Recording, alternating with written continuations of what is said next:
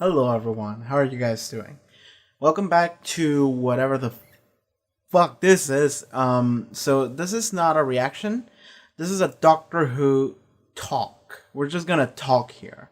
Um, so if you want to hear me talk about random bullshit for like, I don't know, half an hour, I doubt it will be 3 hours like the last time. So if you want to stay, so if you want to stay and hang out with me and just hear me talk about Series 9 of Doctor Who, you can stay.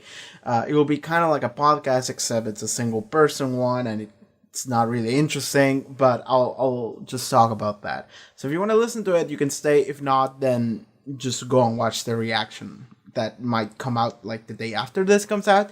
I'm not sure about that, but whatever, I'll try. So I did one of these videos for Series 8, where I think it was titled like Final Thoughts on Doctor Who Series 8, something like that. It's on the Doctor Who playlist for sure. And what I did is that I just talked about what I thought about Series 8 of Doctor Who. So,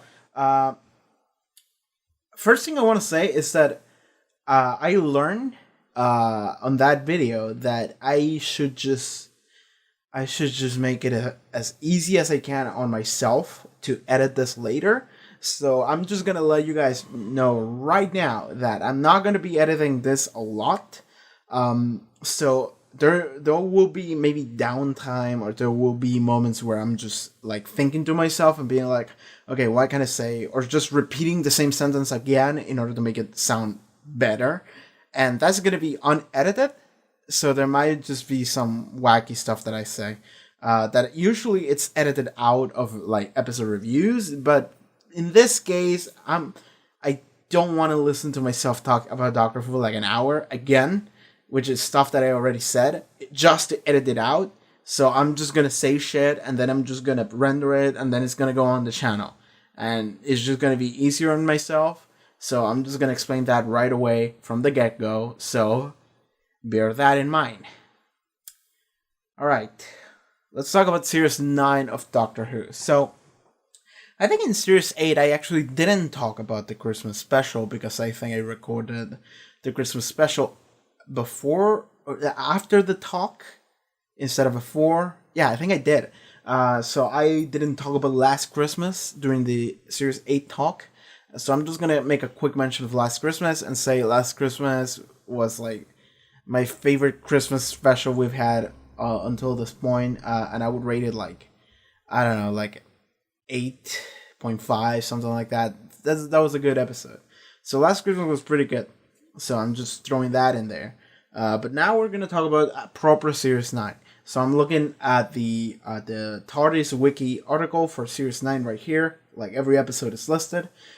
So we're just gonna go in order, and we're just gonna talk about each episode for like a little bit.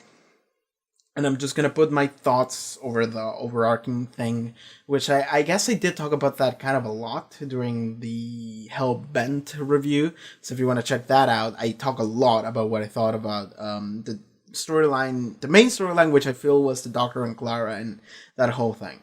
But, alright, let's just get through this. So, first of all, we got to talk about Prologue and Doctor's Meditation. So those are two mini episodes that are like, one of them is like a minute, 2 minutes long, and the other one is like 6 minutes long. So it's like, yeah, it's not a lot. But I don't know, I thought they were cool. I do like that there's like cool mini episodes or trailers or whatever that do show up randomly, but it's a pain to get them, man.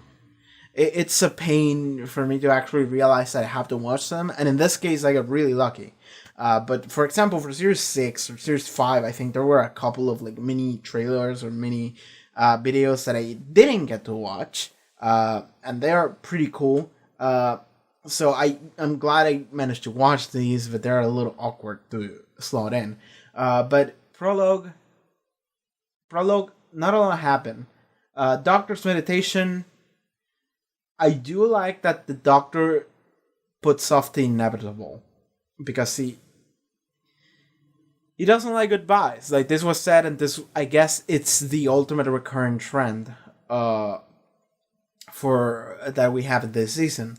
But in Doctor's Meditation, you get to see all too clearly, as well as Magician's Apprentice, that the Doctor really doesn't want to move on sometimes. Like, he knows that the next step will be a hard one, and he's just stalling as hard as he can by just rocking out in the Middle Ages and just inserting the word dude into whatever, right? Just digging up holes and finding water or whatever the fuck. Like, he's just partying and partying and partying because he doesn't want to take the next step forward. And in a way, that's something that Tennant did, the 10th Doctor. I'm pretty sure he did that after Waters of Mars and before End of Time. Because I believe that in End of Time, Tennant just came out and he was like, oh yeah, I was just partying. Like, he had like glasses and like a dumb hat, and he was like, oh yeah, and he said, like, I married the queen. Her nickname is no longer the anyway, something like that, right? So that was fun, but I guess it's something we can see across the Doctor, across every Doctor, maybe not every Doctor, but a lot of them, is that the Doctor really doesn't want to go forward because he knows next step will be a hard one, so he just stalls. And he can do it because he has a time machine, so he can just do that forever. So I do like that we get to see in the Doctor's Meditation that a lot. So now moving on to the actual season, we have Magician's Apprentice / Witch's Familiar. That is a two-parter, as everything in this season is. So Magician's Apprentice, Witch's Familiar. I think Eric from Blind Wave said it really well, which is this felt like a season finale, not a season premiere. And I was like, you know what? Kind of, yeah. Magician's Apprentice, Witch's Familiar is like unbelievably good to be a premiere, because it's like Magician's Apprentice, Witch's Familiar, it ends and you're like, what's after? How can you follow up this? Which is why I feel like Under the Lake falls kind of short, because it's a setup to whatever's going to go down before the flood, which was awesome, but we're going to talk about those later. And Magician's Apprentice and Witch's Familiar. Okay, let's just go with Magician's Apprentice first. So a lot of things happen in Magician's Apprentice, I think, that are good to set up what the season's gonna be. And the main thing, I feel like it would be the Doctor himself. The Doctor, Peter Capaldi, he just... Series 8, 12th Doctor is a little bit on the edgy side, but it's the bad kind of edgy. It's the edgy kind that it's like, it's not fun. So Series 8, 12th Doctor, while I loved Capaldi's performance and he really sold me on everything that he was doing, I wasn't on board with the writing that they were taking this character to go for. Right? And at the end of Series 8, in Death in Heaven, is when he finally realizes, fuck this. Fuck that shit. Like, sometimes you lose sight. That's what he said. He said, thank you for reminding me sometimes you lose sight. And he was like, yeah, I'm just a dumbass with a box. And I just help whenever I can. And that's it. Like, there's no point in, like, wondering anything else after that. I'm just gonna be some dude, and that's gonna be it. And the 12th Doctor evolves into a much more, like, I don't know how to explain it, but like chilled out version of himself in Series 9, and you do see it, but it is kind of mixed with this persona that he's putting, because he is worried that he's gonna die, because he's gonna go and meet Davros. I almost said Tavros. Davros. Because if I remember Magician's Apprentice, like I said in Meditation, Doctor's Meditation, he consistently like delayed everything because he didn't want to take the hard step. He didn't want to go face Davros. And it comes later, which is familiar. There's a lot of talk there. I don't remember most of it, but I'm going to do what I can. But in Magician's Apprentice, he is partying because, like, that's his mascara that he's putting on himself.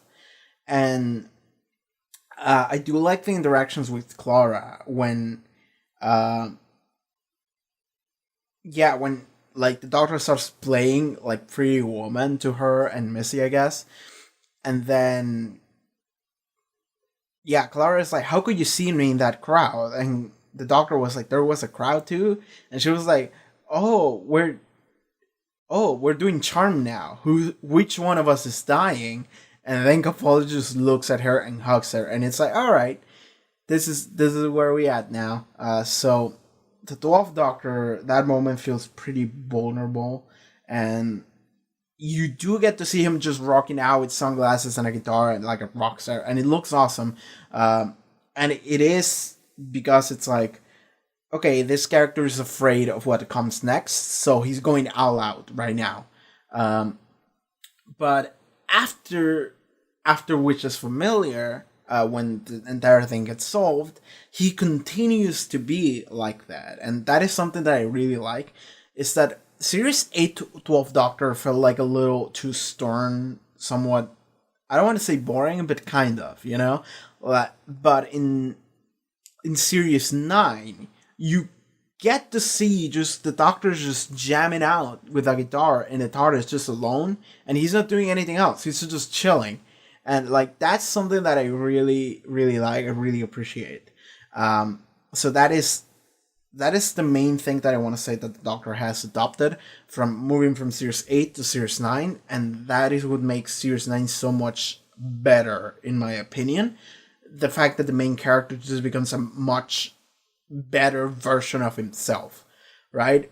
Because, like, in a way, it's like it wouldn't be as good if you didn't have Series 8 before, because it's no longer like it. So it's not that the 12th Doctor, Cabaldi's Doctor, just shows up and it's just some party rockstar dude. It's that he is this stern, jaded old man. Is just hates everything, and he's edgy as hell. And then he transitions into being this rockstar. And at that point, it's like this progression from one to the other is what makes it so good. Because there's also like, it's not that it's a completely 180 change of character, because that Doctor that you see in Series 8 is still there, but it's just that now he kind of decided to, fuck it. I'm just gonna chill out a little bit, and that is the main thing that I feel makes Series 9 so much better over Series 8. Because making that transition, that change within the main character is just so important, and it's just so good. And I personally am in love with it. So I don't know how other people feel like it, but for me, that goes from like, I'm not sure how we're doing this Doctor, to I'm 100% in. Like, I'm more in with this Doctor than with any other Doctor that we have before, essentially. At least in the modern series, but I guess maybe classic too. So I'm super a big fan of that. Magician's Apprentice, it also sets up this thing of like,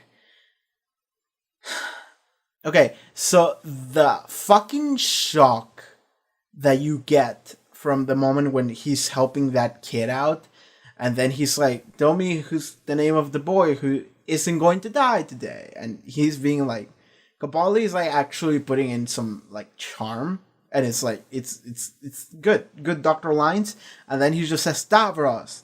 And then it's like, what? Fucking what?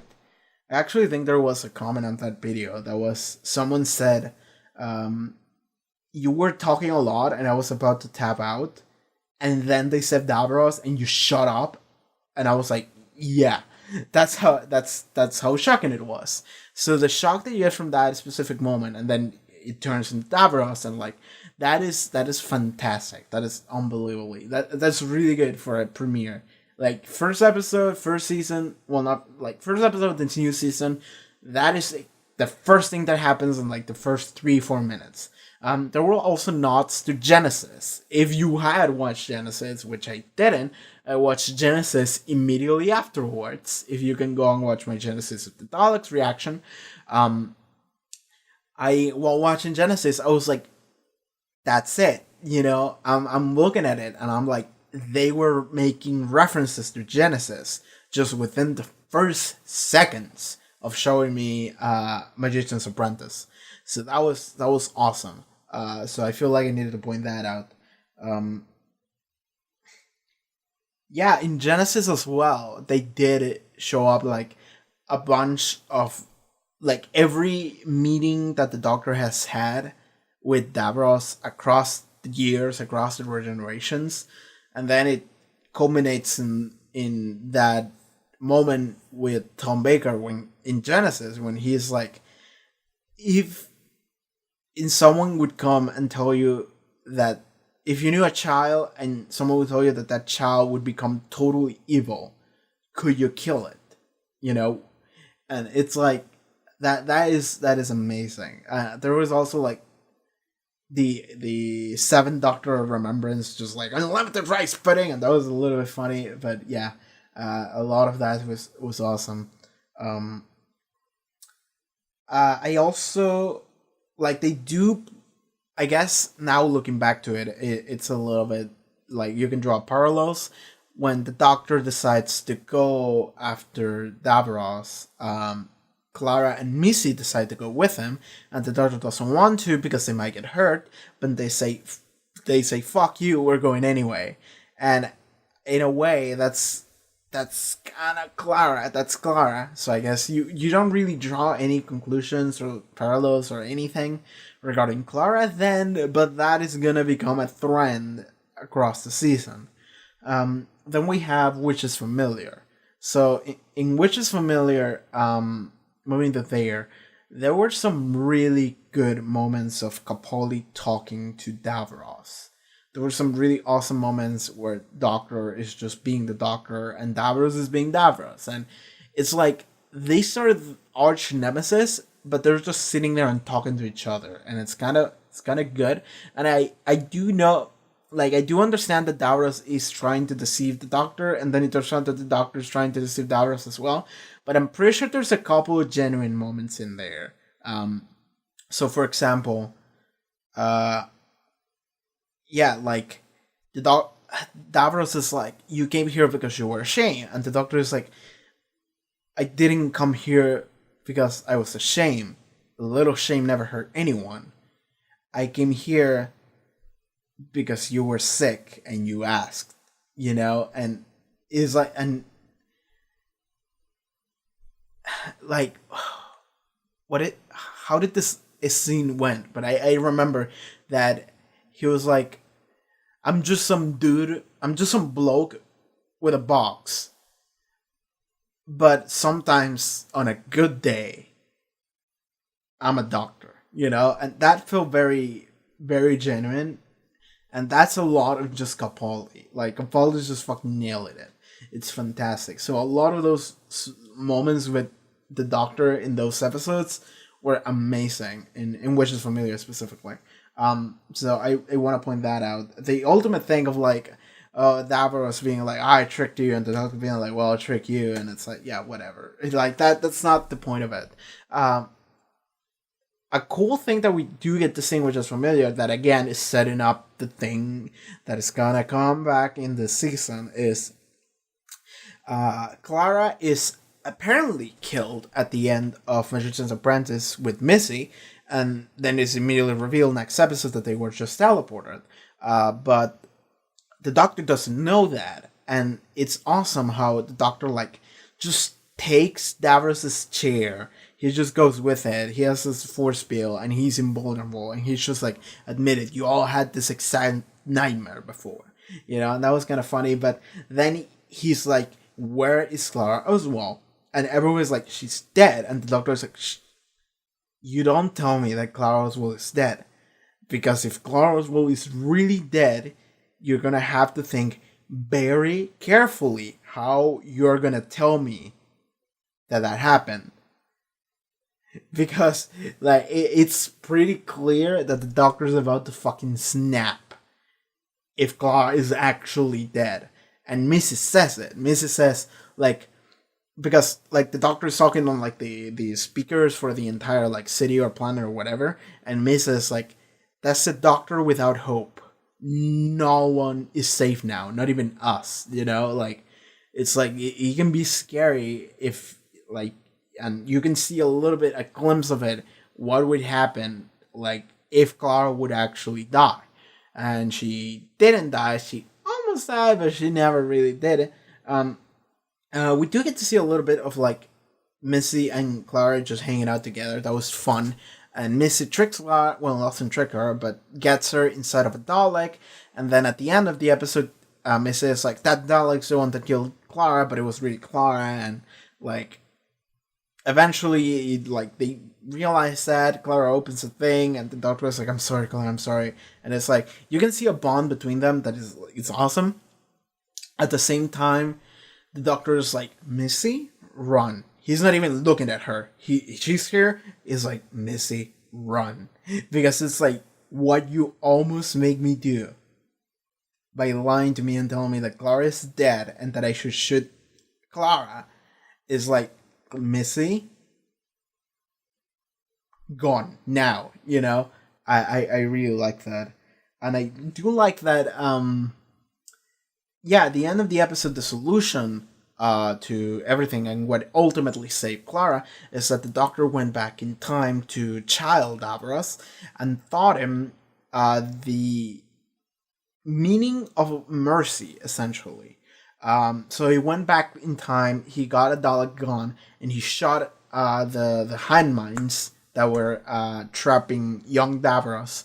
And in doing so, then he was like, listen, Kid Davros was like, are you a friend or a foe or enemy? And that Doctor was like, I don't think it really matters if anyone is a friend or an enemy, so long as there's mercy.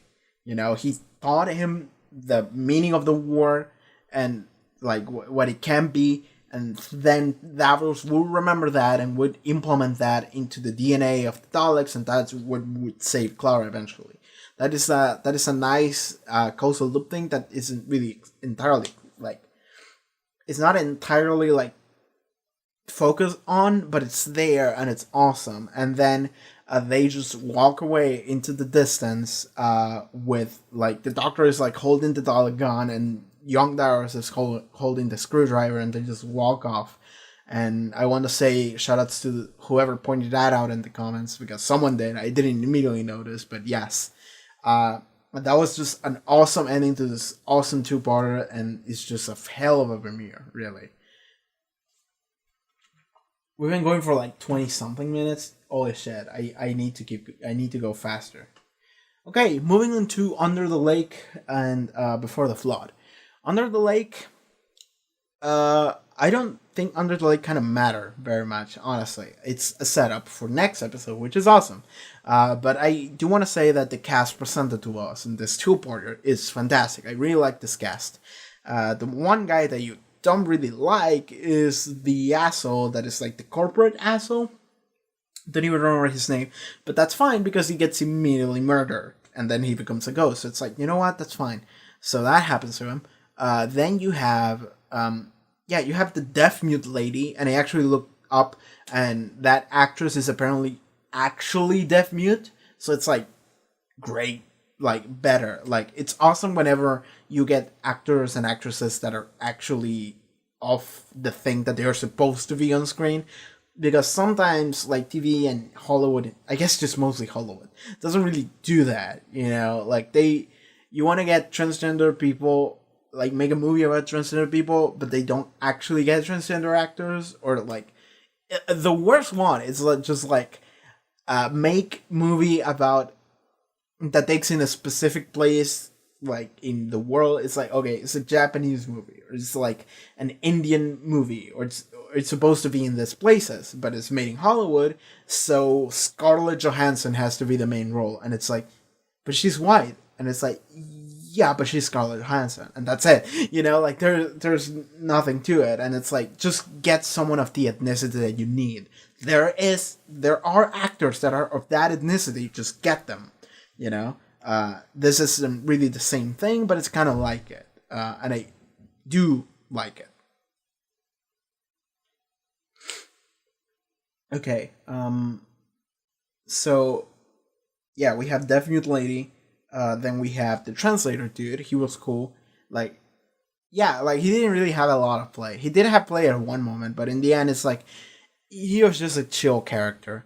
Then we had the girl that was I want to say she was built to die. You know, the excited girl. She was like, yeah, I know you're at the doctor. Nice to meet you. And she was like, oh, we're so excited. We're back in time and before the flood. Like she was like really awesome. Just very excited. And I was like, I like her. And then it was like, I hope she doesn't die. And then she died, and I was like, damn it, I knew it. Because like there are some characters that you look at the crew and you're like, you're the one that's gonna die. You're the one that is built to die. Because your death would be the most tragic. You know, because it's like, yeah, you're the nicest, you're the kindest, you're the most excited. Therefore, your death would be the one that hits people the worst. Right? So that's how I felt about her, and then it happened, and I was like, God fucking damn it. So that was her.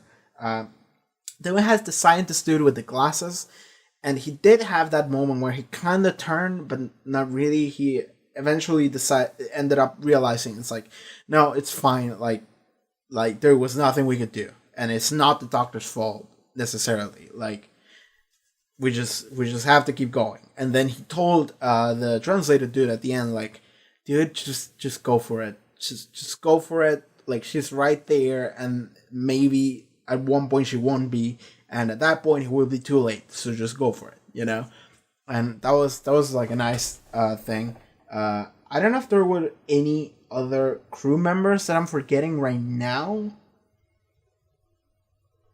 because they were divided 3 and 3. So translated dude, definite, Clara, Doctor. Yeah, no, 3 and 3. Yeah, there we go. So that was the entire crew.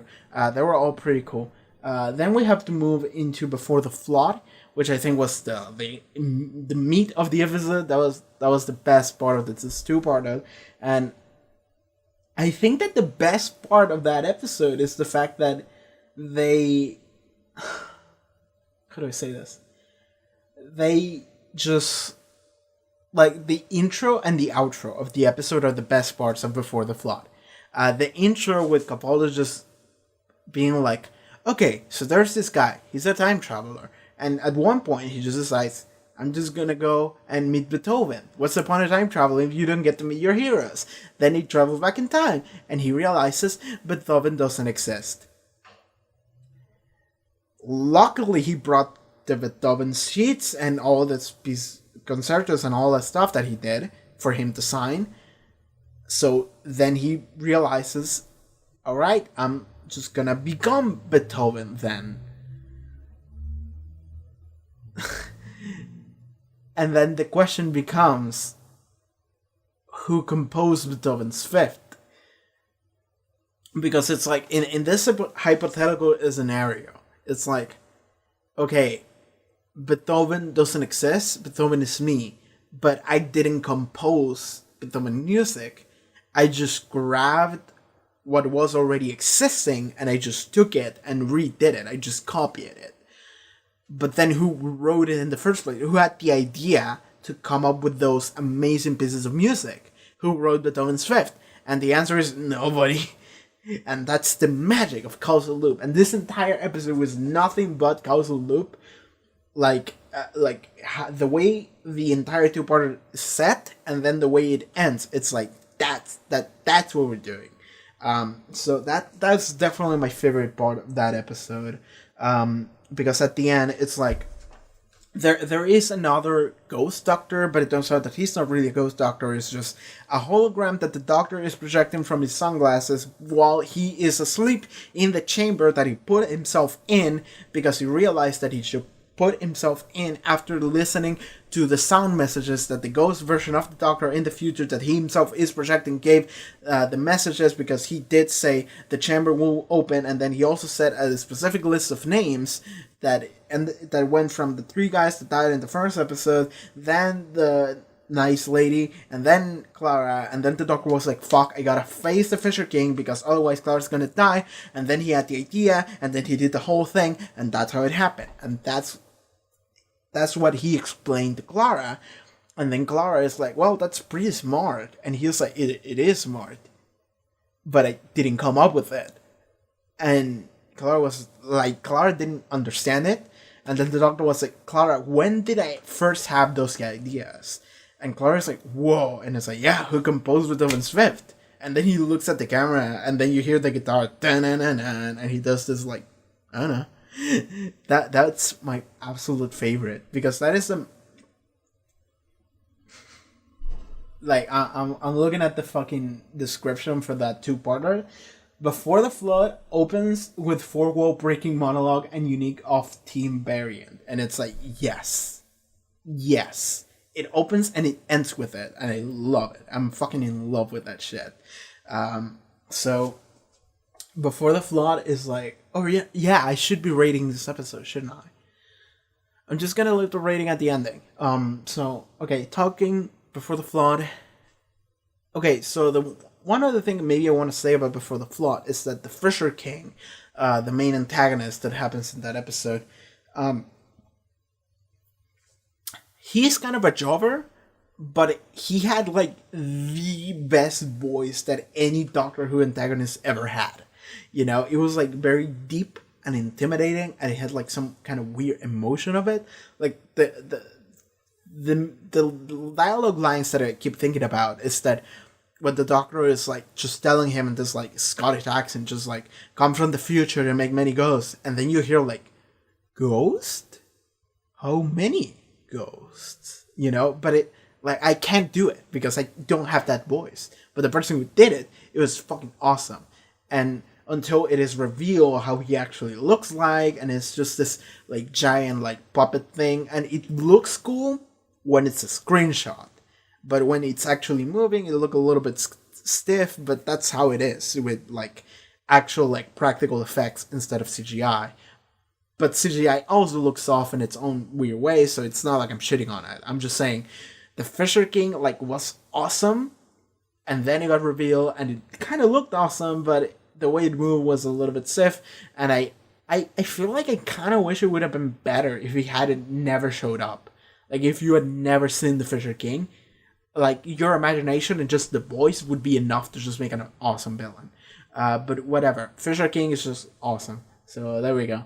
Anything else from Before the Flood that I should talk about? Yes, actually. And I don't think it's in Before the Flood. I think it's Under the Lake. Is that we see, I think, the first instance of the Doctor and Clara talking about their relationship and how Clara is approaching to all of the shit that they're doing. So, the way this episode opens up is like the Doctor arrives to a certain place, and the Doctor is unsure whether this place is safe or not. And Clara goes like, yeah, fuck it, whatever, let's go. Essentially. Clara looks like oddly excited to just go into this adventure. And I remember saying that, and I thought it was odd, and I thought it would maybe come back around in some way, but it didn't. Not within the episode. Yes, within the season. But Clara did feel like she was like oddly excited about this, and like that would eventually end up coming back around at the end of the season. And I think this is the first instance of it. And then we have this scene like halfway through the episode where the Doctor takes Clara to the TARDIS, and the Doctor starts talking to her and explains to her, like, I don't exactly remember how this scene went, because it was kind of an awkward scene, and I can see how people would actually not pay that much attention to it, and I usually don't pay too much attention to things, and I actually caught it on a second watch, is that during that scene, the Doctor is, like, telling Clara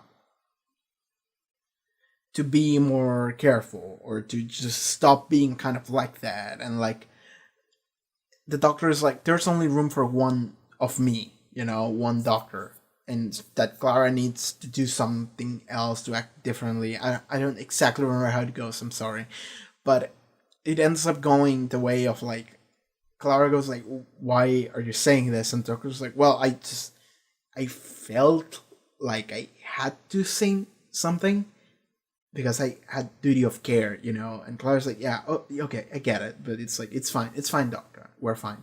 And they're like, okay, they both just decide, all right, it's fine. and they move on with the episode and the plot. But that specific scene is so much important than anything else in that episode, for reasons that now I can look at and totally see, right? So that scene is awesome, and I think that that is the. I started doing the review of Hellbent, but they tried to make you think that this main storyline that is going to happen across the episodes and will culminate in the finale that they keep doing every season is going to be the hybrid. But it's not the hybrid. The hybrid is kind of doesn't matter. Like, honestly, it kind of matters a little bit, but not really. Because the main storyline is the Doctor and Clara, and just Clara's relationship with him. And Clara's attitude and actions and the way her character developed and what the repercussions of that are. That is the main storyline. And this is the most clear that you can see it until next episode. Well, until 2 episodes later, which is The Girl Who Died. Bam, segue. The Girl Who Died, episode 5. So this episode introduces a Shielder, which apparently is a Game of Thrones character. Not a Shielder, but the actress that plays a Shielder. Don't really know her name. I could look it up right now, and I'm in fact going to do that. So she is portrayed by Maisie Williams. So Maisie Williams. Apparently she's a Game of Thrones character. I don't watch Game of Thrones. I never did. Maybe I'll do a reaction series of it. Now that it's over and everybody knows that its ending sucked, apparently. But maybe I'll do it. Maybe I won't. Like, whatever. I'm not gonna talk about Game of Thrones. But apparently that is a character. So a Shielder is introduced, and I want to talk about a Shielder, but at the same time I kind of don't, because a Shielder is not as important as they want you to think, essentially. I actually just going to jump to... There is one scene in this episode, continuing off the scene that I talk about in Under the Lake.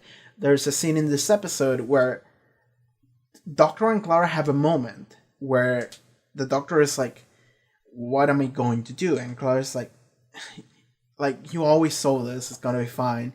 And the Doctor is like, listen, Clara, you say that, but I actually do, actually worry, I actually worry, and I need to do something, because, I think he said it again, I had duty of care with you.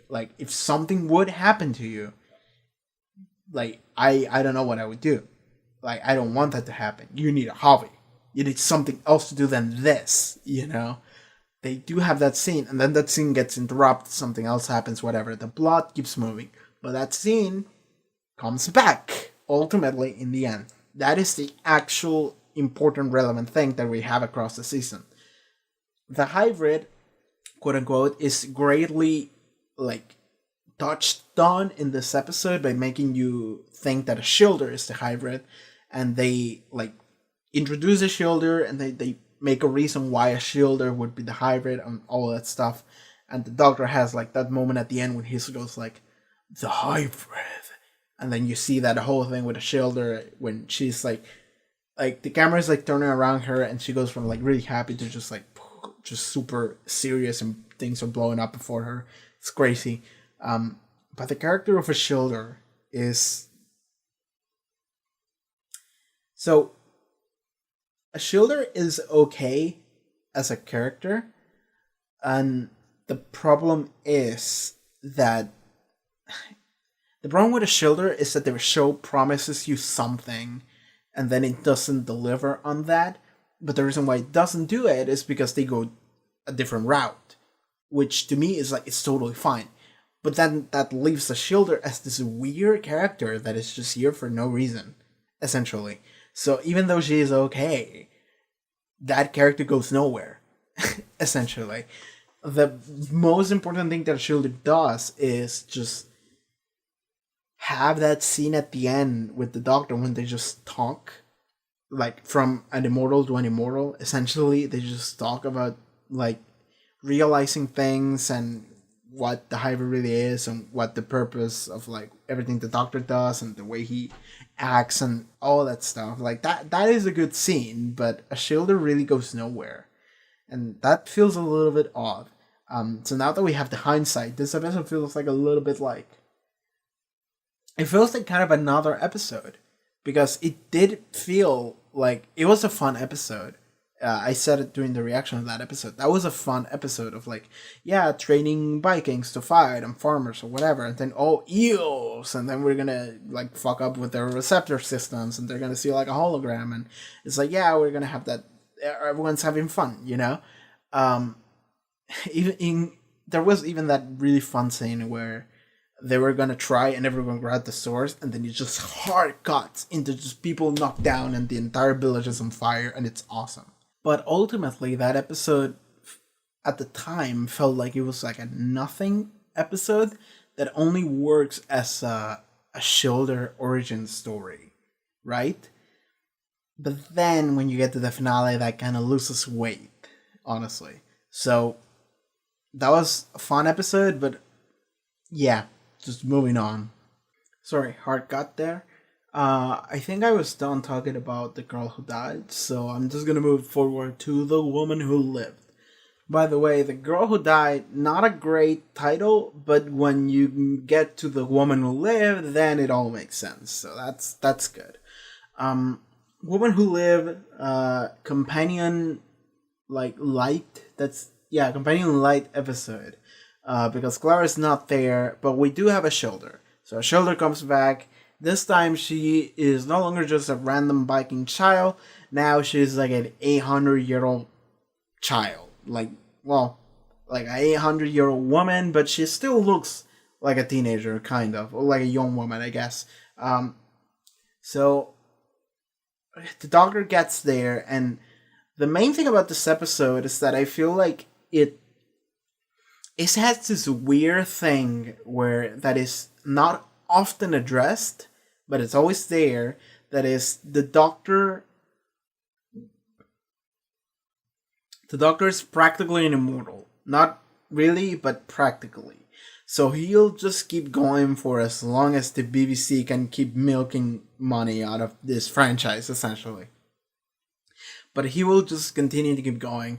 And the thing is that a Shielder is also a person that doesn't die. And so we have... The main thing about this is that a Shielder essentially, like... What did Capaldi say? The well of human kindness dried out, something like that. Like, I didn't think your heart would rot because I kept it beating, shit like that. Because a Shielder became jaded, she became desensitized, she became isolated, and she just started doing shit for the thrill, for the adventure, but she never really felt attached to anyone anymore. And the main thing about this episode is that the Doctor essentially teaches her he doesn't do it. It's more like it happens on its own when a Shielder actually like risks the life of the entire village. She realizes, oh fuck, I care. I care now. Oh my god, Doctor, I do care. And the Doctor is like, he's like so happy. You can see it in his face.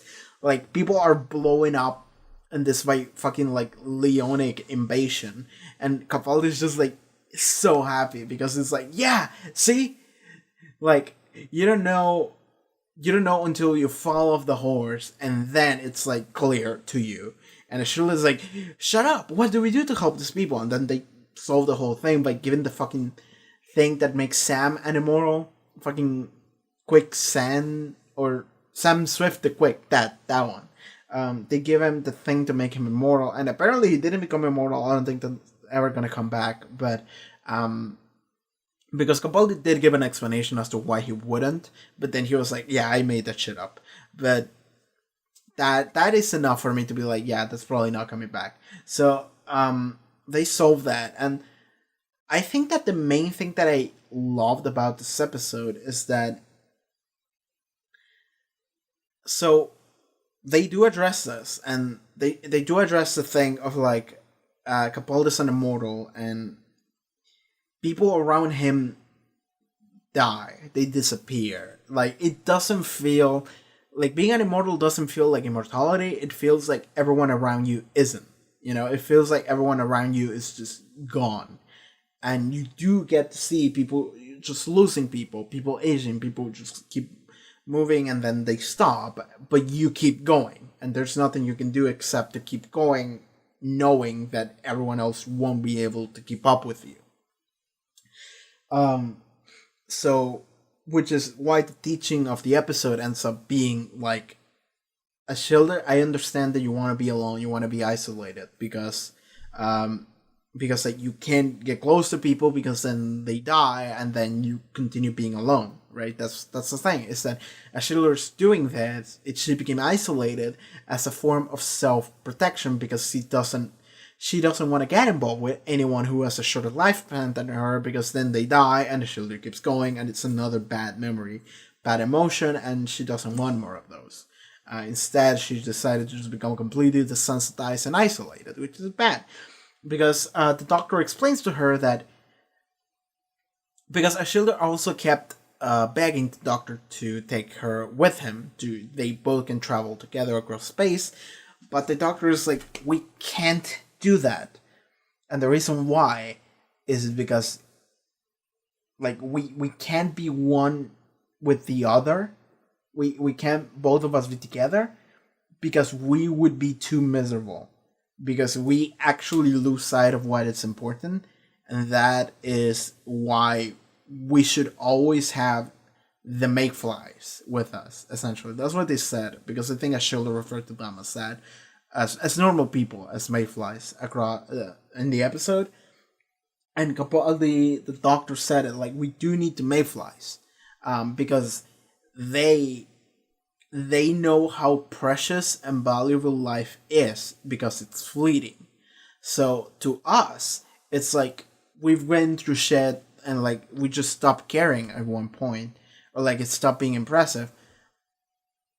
But when we have people that like they enjoy them small things in life because they know they should, because they're not gonna have their entire life to do so. So they just enjoy whatever they can while they're here, at least from their point of view. So Capaldi and the doctor explains, like, yeah, you need people like that around you, because otherwise you forget. Otherwise you stop caring, you become isolated, and then this shit happens. So he explains to Ashilder, like, yeah, you need to keep people around you. Just normal people that have short lifespans around you, because they will realize what is important about life and what matters and what's awesome, and you need to actually remember that, you know? So I really like that. But yeah, like the main thing that I want to talk about that happened in this episode that I loved is the fact that Sam Swift the Quick was about to get hanged, and the entire time he was making jokes. He was making the audience laugh. He was scared of dying. You can tell he was scared of dying, but he kept saying random, dumb, stupid ass bullshit. And that was good. And Capaldi referred to that in the end scene, talking to Ashilder. He was like, look at Sam over there. He was about to die, and he didn't care.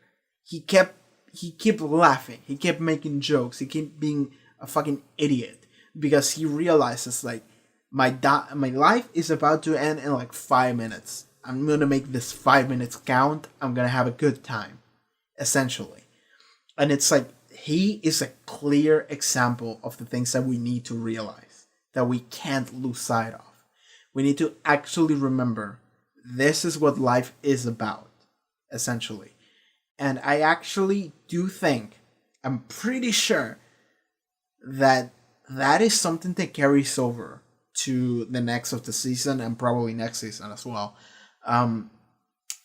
Because in this episode, in Woman Who Lived, Capaldi encountered Sam Swift and another bandits, and he was like, oh, I hate bantering. I hate bantering.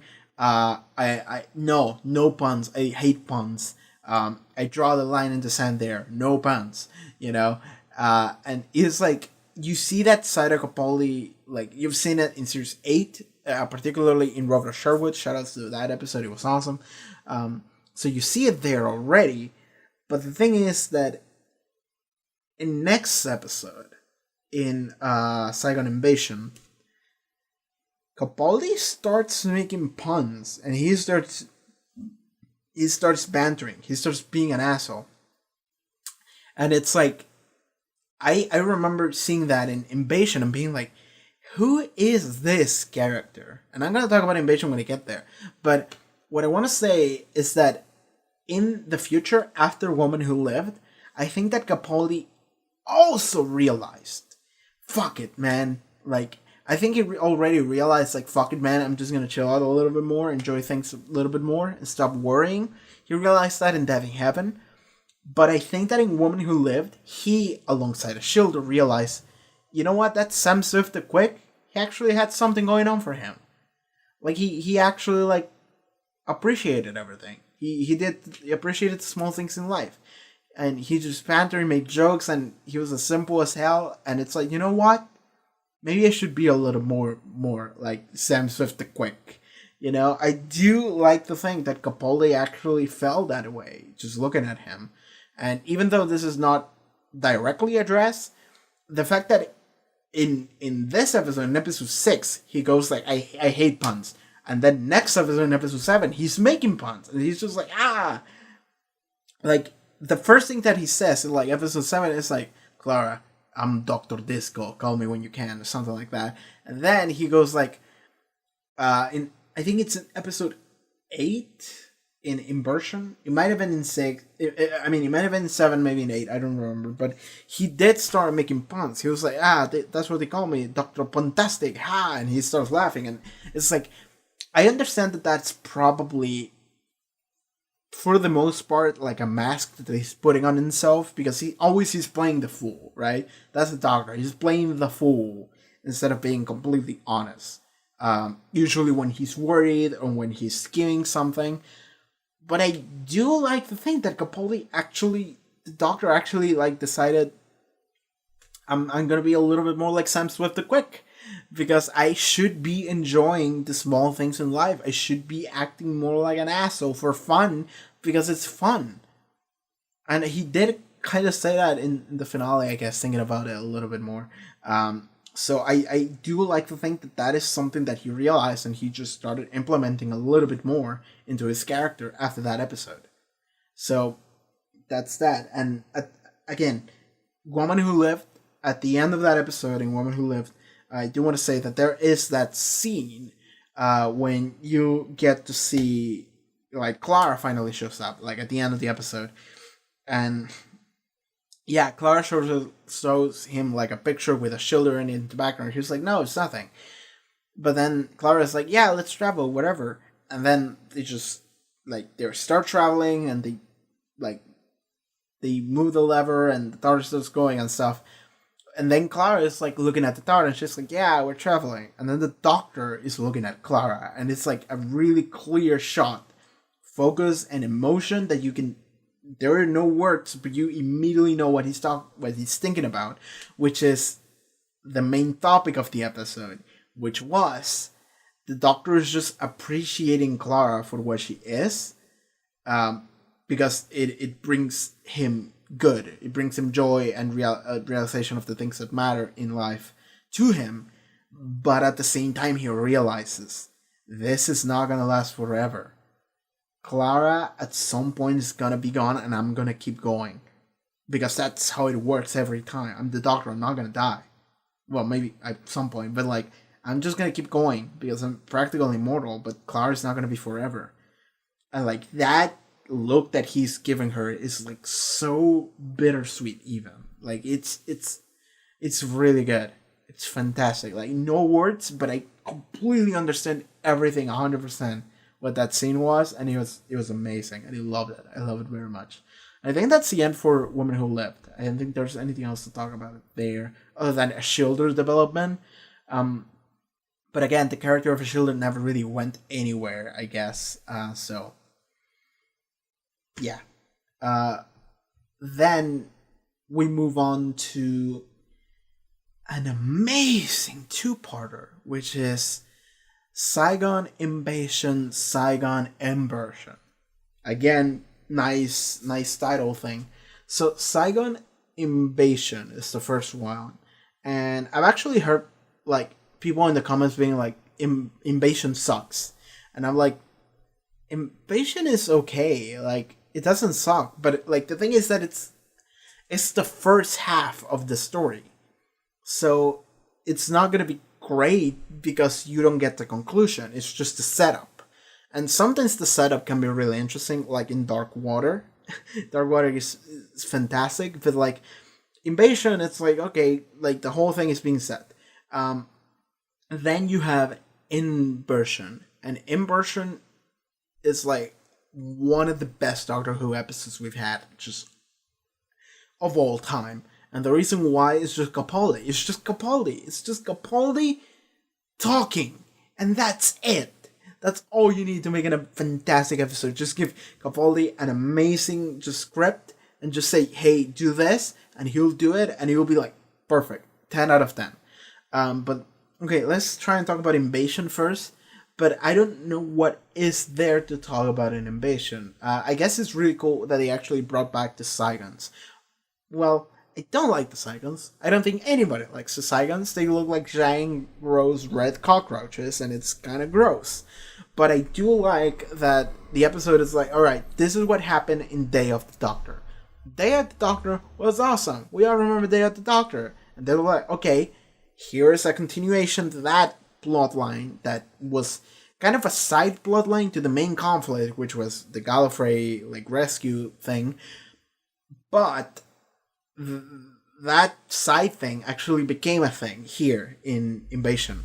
And I do like that Invasion was kind of like Earth's Defense Force in a way, because it's like Kate traveled to like New Mexico, US, like the Doctor traveled to like some weird European, Middle Eastern, I don't know, country, where Saigons were just like hiding or something like that. They also brought back what was her name? Osgood. They also brought back Osgood, which was, it was crazy because we thought Osgood was dead, and the reality is that she was dead, but not really, because Osgood did die in Death in Heaven. But the thing about Osgood is that there's two of them, because they actually decided to go hard on this Osgood, two of them thing in this episode, like really hard. Because in Day of the Doctor there were two Osgoods, because a Saigon turned into an Osgood, and then it did show a little bit at the end that they did trade like inhalers and they were cool with each other. But just by looking at that, you wouldn't guess that it's like, okay, we're gonna become the embodiment of peace between the two races, essentially. You don't get that from that. You don't get that they became so close to each other and that's how they felt, and that's what they did. But it is explained to us then, and it also explained to us that one of the Osgoods did die in Death in Heaven, but the other one remained. And we don't know which one was which, but that's okay, because that's not the question. That doesn't matter. Then we learned that there is like 20 million Saigons, whatever, hiding within humanity because we decided to host them. They're just going to chill out here in Earth and it's going to be fine.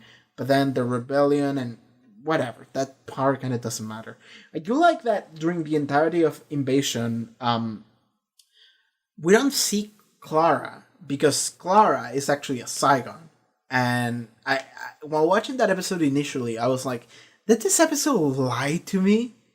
Because they did show me that scene when Clara becomes a Saigon, but they didn't show me the complete scene, so I was like, was that a lie? Did they show me something and they immediately retcon it? Because, like, I'm thinking to, like, Heavy Rain. Heavy Rain, which is a shitty game because David Cage is a hack. I've gone on this many times.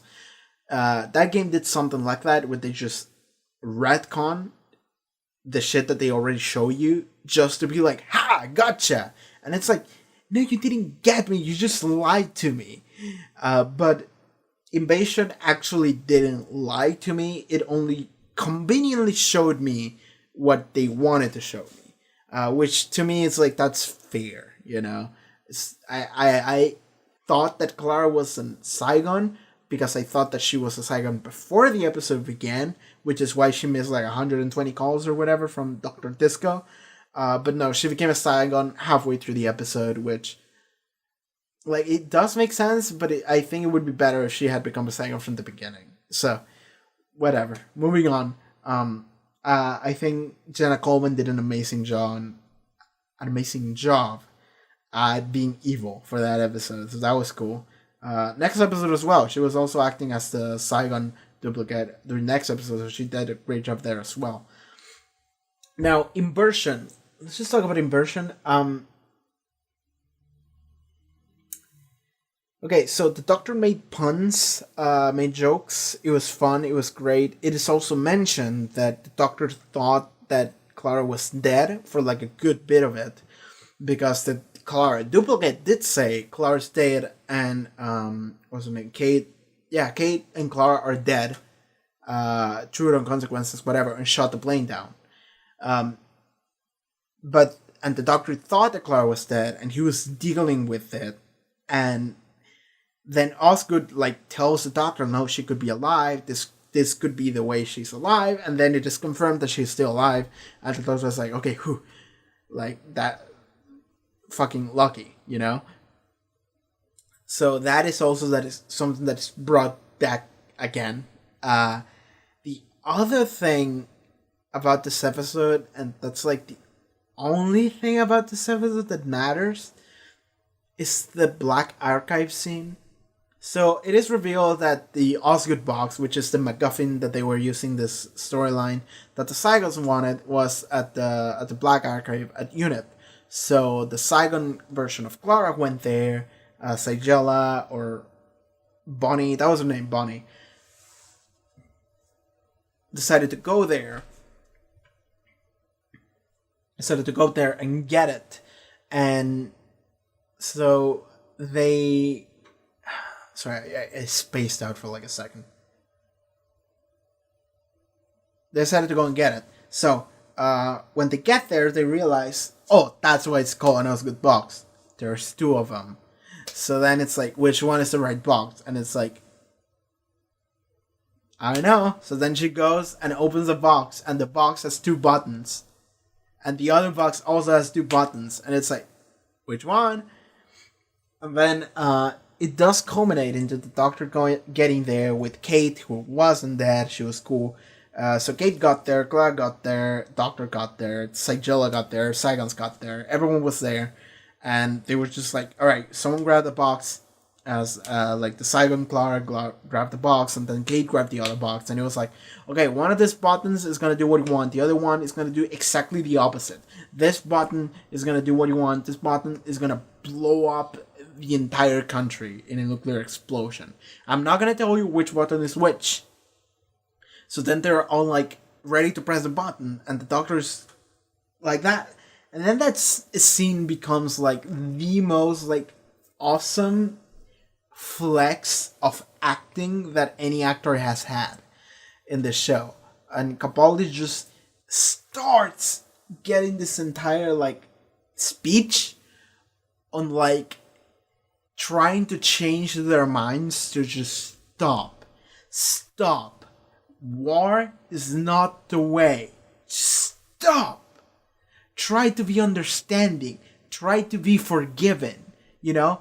Like, all of those things. Like, and it's awesome because it's like, it touches on so many things that I would not expect any, like, anti-war dialogue speech to touch. But this one was really good. They did an amazing job at selling me on it and, like, putting, like, the logics of it on it, like, everything about it was awesome. And I can't really replicate the entire thing because it was like 5-7 minutes long. It was like 7 minutes of Capaldi just talking, just making this huge speech and interacting with Bonnie, Sagella, whatever, right? And then at one point gets really emotional, and that's the point where you're like, holy shit, like, this is so good. This is so good.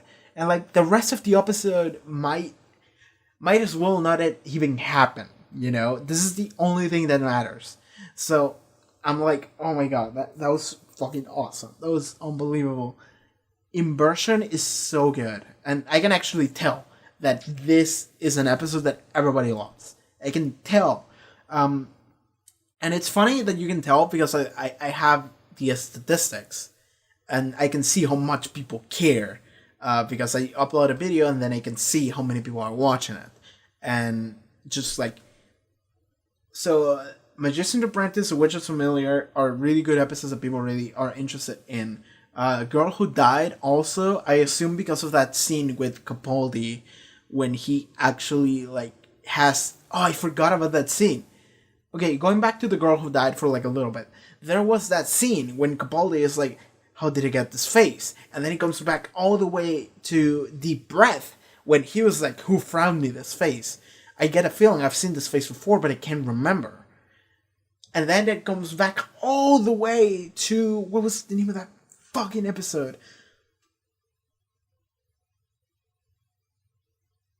The Fires of Pompeii. We go back all the way to Series 4, Episode 2, I think.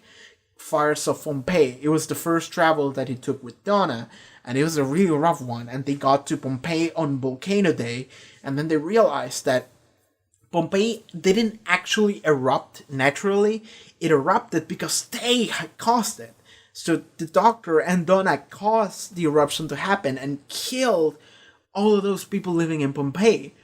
And at the end, Donna is like, Doctor, we have to do something to totally like, we can't. We can't. Like, the fact that Pompeii erupts and kill all those people is a fact. That does happen. But then Donna just says, Doctor, you don't need to save everyone, just save someone. Just someone, please. And then the Doctor goes and saves, what is his name? I said Lucius, but I think it's different. It's right here, right? Lovus Caecilius, whatever the pronunciation for that is. He saves Lovus and he has Peter Capaldi's face because he's portrayed by Peter Capaldi.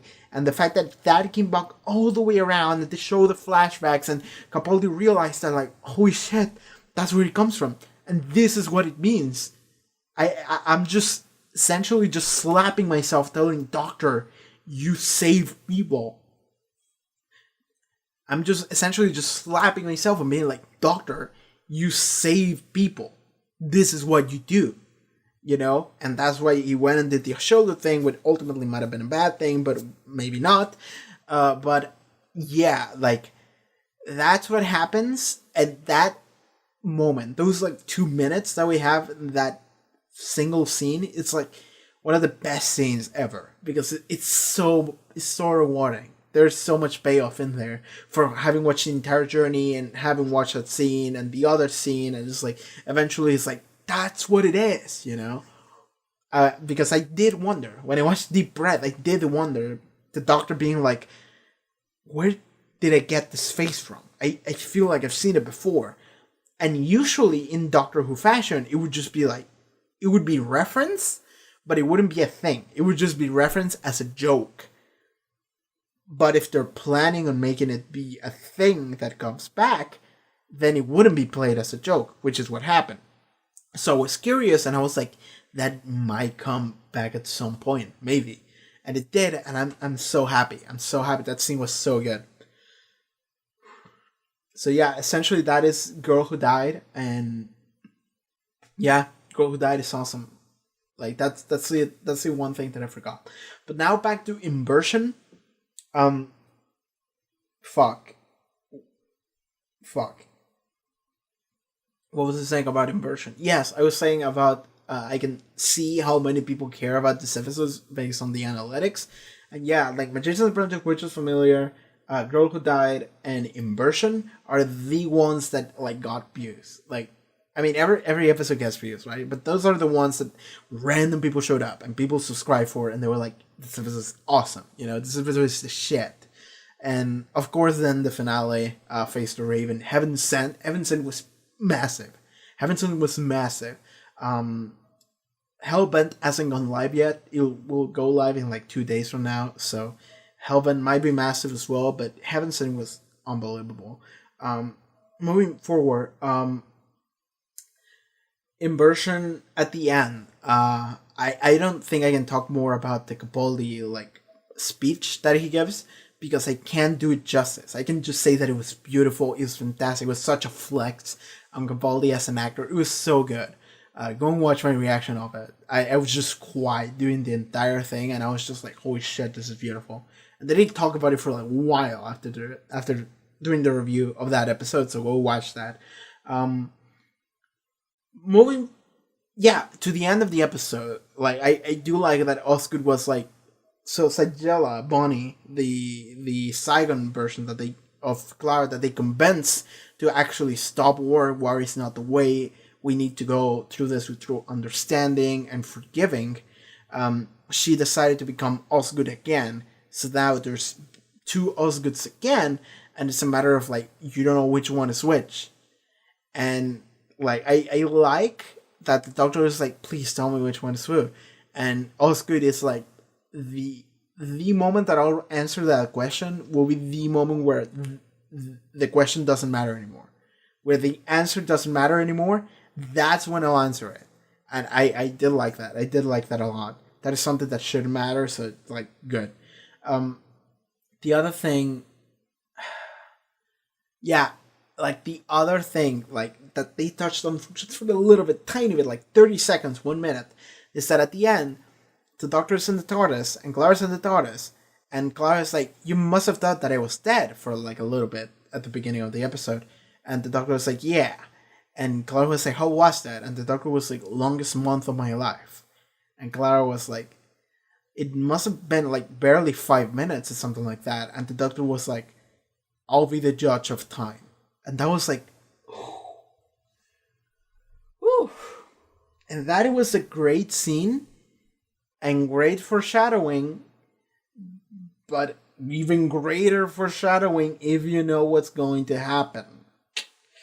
Because that's a little bit oof. That's a big oof from the end of that episode from Inversion. If you look back to it, and again, that is the thing that goes through like every story that we have this season is Clara dying and how the doctor feels about it, and Clara's recklessness and the entire thing.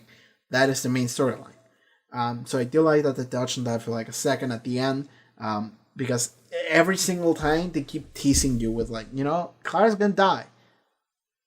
Because yeah, here's the thing is that I don't know if I've said this before, but I was coming into series 9 expecting something bad to happen to Clara.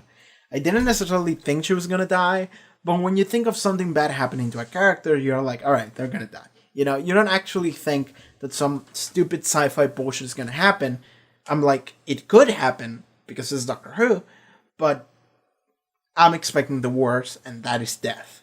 So I was expecting Clara to die, and the reason why is because I knew that Jenna Coleman actually didn't want to do Series 9, or more specifically that she was unsure whether or not she wanted to do it. So she and like they already wrote an exit for her in Death in Heaven and Last Christmas, and she decided to keep going. And the fact that she decided to keep going, I'm thinking like they already gave her a good exit. She didn't take it. Next one, it's not gonna be good. Next exit is gonna be an actual exit. It's gonna be a bad one. So I'm like, all right, death is probably gonna happen. So the fact that they keep referring to it throughout the season, I'm like, through the entire season of like Clara is reckless, how like Doctor thinks that Clara's dead, all that stuff. It's like, yeah, that's probably gonna come back. That's what I thought, and it did happen, but it was worse than I thought. Because the thing about Clara's death that ends up happening in Face of Raven, and then it's the thing in Heaven Sent and Hellbent, even though Hellbent kind of anti-killed Clara in a way, that's weird, but the thing about those episodes is that, should I talk about them now or like later? Oh fuck. Okay, Sleep No More. Let's talk about Sleep No More. people have said in the comments and in Patreon and everywhere, I forgot this episode existed. And I'm like, you know what? Like, when I watched it and I uploaded it, I was like, yeah, that episode was okay. It wasn't bad. Now I'm like, Sleep No More is right there, and I'm like, fuck, I don't care. Like, I honestly don't.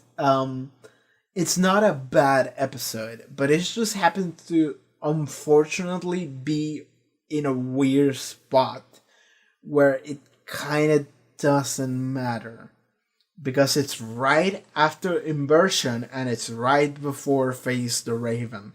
And it's also a one-parter, which is a weird thing in this season because this season everything is connected. It's like dark up in here. Like everything is a two-parter or a three-parter. So this episode being a standalone weird gimmicky episode, it's like doesn't matter. And I actually did think for like a second. If you watch full length of Face the Raven, you can see it. But during that episode, Sleep No More, I actually thought that okay, so I thought it was a two-parter. Because like I had already been conditioned this season to expect two-parters. So when I watched Sleep No More, I was like, oh, next episode they're gonna continue with the story. Because it did end up like open-ended, because it's like the doctor kind of realizes something is wrong, and then it's like, oh, the virus is spreading or whatever through you, whoa, because for world-breaking gimmicks. So I was like, well, maybe they're gonna go on and how the virus spreads next episode. So in Face the Raven, I was kind of expecting that, and then it's like, no, Face the Raven is something completely different. And during the full-length reaction, I actually like referred to that, and I made sure to edit around it for the highlight. But that's how I felt about Sleep No More. But the thing about Sleep No More is that it was a very good gimmicky episode. It says right here in the wiki, told in found footage format, which I like, because it's like this scientist dude is just talking and he's explaining what happened, and he was like, I'm dead, and this was like, oh, by the way, I'm not dead. And then it's like weird that like everything that's happening is like filmed in like first person perspective, but not really because there's no one there, but some sense there is. And then it's like, well, the people that have actually been connected to the bed, like have the signals sent to them, are the ones that can transmit it. And it's like, it's a weird whole fucking thing. Like, the virus thing doesn't matter, whatever. What matters is the gimmick. The gimmick for Sleep No More is actually something that I appreciate a lot. And it's something that I, like, not necessarily the found footage style thing, but more the four-wall breaking thing. I'm a big fan of four-wall breaking thing. So if you know more four-wall breaking thing that happens, not everything being a four-wall breaking thing. Not like Deadpool, right? Because like Deadpool is like, it's just consistently freaking it and just making jokes, and it's like, yeah, whatever, who cares? There's a point where it's like, yeah, it doesn't matter. But in Doctor Who here, like, four-wall breaking shit is not the main thing of the show. The show happens in its own universe and its own whatever. And then sometimes the Doctor is just like, in fucking Before the Flood, he's just like talking to you, explaining what a bootstrap paradox says, and then he's just looking at the camera and being like, I don't know. And it's like, that's great. It's just enough of a break that it's like, that's good. That's what I want. Sleep No More tries a weird four-wall breaking gimmick, and it's cool, but a little bit overplayed. So ultimately, I appreciate that it's there, but it's like, the execution could have been better. I appreciate the idea, though. So it is overall a good episode, but of course it's gonna fall short to whatever happened before and after. So that's it for Swim No More. Let's talk about Face the Raven. Let's face the Raven, everyone. Face the Raven, episode 10. It's really cool that immediately as it starts, it brings back Rixie. Rixie was a character that we saw in series 8. I think it was episode 8. What was the name of that episode? I'm actually going to look it up right here.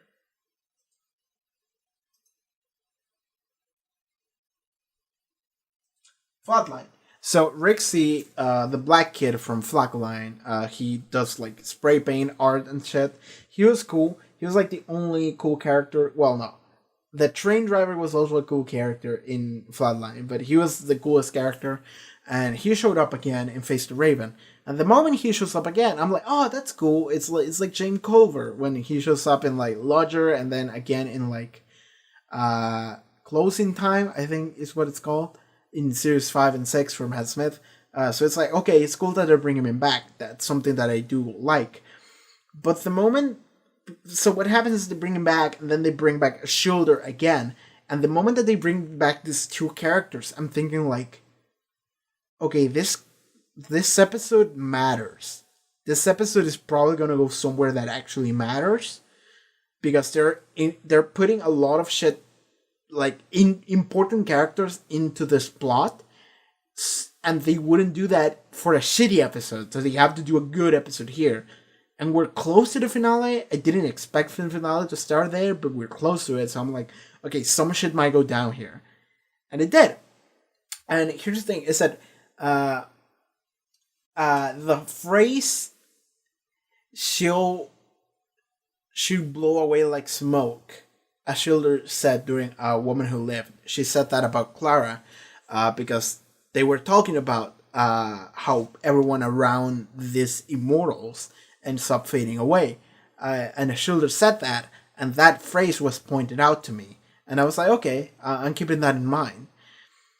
And then, during Face the Raven, when the Raven thing happened to that one random dude, and it hit him, and then the smoke started blowing out of his mouth, I immediately thought smoke, and I was like, fuck.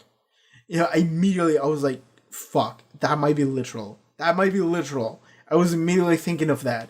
So then I was just waiting, and then when Clara starts talking of like, just putting on me, it's fine. You transfer it to me, we're gonna win time, it's gonna be fine. I was like, Clara, no.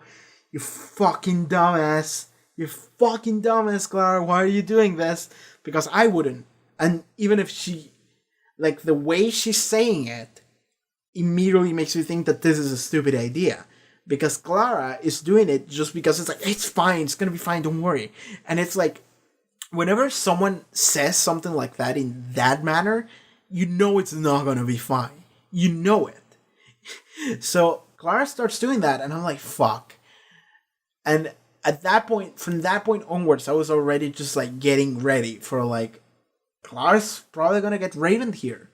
Because like that entire scene when Clara's like, we're not gonna tell him, it's gonna be fine, we're not gonna reveal at the end, and then she's gonna take the thing off and we're gonna win time. Like, don't tell him, he's just gonna get worried, he's gonna throw Truntum, whatever. And then when it is revealed at the end and it's like there's nothing that can be done, it's like we just have like 5 minutes of getting ready until Clara fucking dies. And I do like that they have this entire like full scene of Clara talking to the Doctor and Doctor talking to Clara, just telling each other what it needs to be said. And you do see a whole another like scary side to Capaldi that I guess you saw glimpses of, but this time it's like for real. And like the Doctor is like, you're gonna help her, you're gonna fix her, and Ashilda's like, Doctor, I can't. And the Doctor is like, no, you're gonna do it, otherwise I'm gonna bring the Daleks, I'm gonna bring the Siren, I'm gonna bring the Time Lords, just fucking, you're gonna do it or this entire thing is gonna go to hell. And Clara's like, Doctor, please don't say that. And like Clara does what she can to like calm down the Doctor, because she's like, I did this, I did this. This is my fault. Maybe this is what I wanted, even, Like, Clara was completely reckless. She didn't give a shit. But ultimately, like, the entire thing that we need to learn here, and then in Hellbent, is that this is Clara. This is Clara Oswald. Her choices are what make Clara. So the character of Clara herself is a character that doesn't give a shit. It's a character that takes those risks because she thinks they're exciting, because she wants to do them. And she wouldn't change them because she had fun, because she had a good time, All of those things are things that Clara wants to do, and she doesn't regret doing them, even though that would kill her in the end. She's like, I don't regret them. So that is kind of the things that Clara says to him, but she does try to help him, like get through it. She does try to help him calm him down because she knows that he's going through some shit. He's going to go crazy. He's going to murder people. Maybe. Like, she's like, no, you're not gonna do it. It's gonna be fine. I'll die and you're not gonna get revenge in my name or anything, you know? And like that entire scene was fantastic. It's just like a lot of the plot points that they had set up came back around, and like it was great. But that wasn't the end of that. That wasn't the end of that. So the other thing that happened at the end is that the Doctor does get a lock with a bracelet that a shielder had set up for him, and we don't know what that bracelet did. It was a teleporter, but it's like, yeah, but who hired a shielder to teleport the Doctor away, and where? And then we transition into next episode, which is Heaven Sent. So Heaven Sent is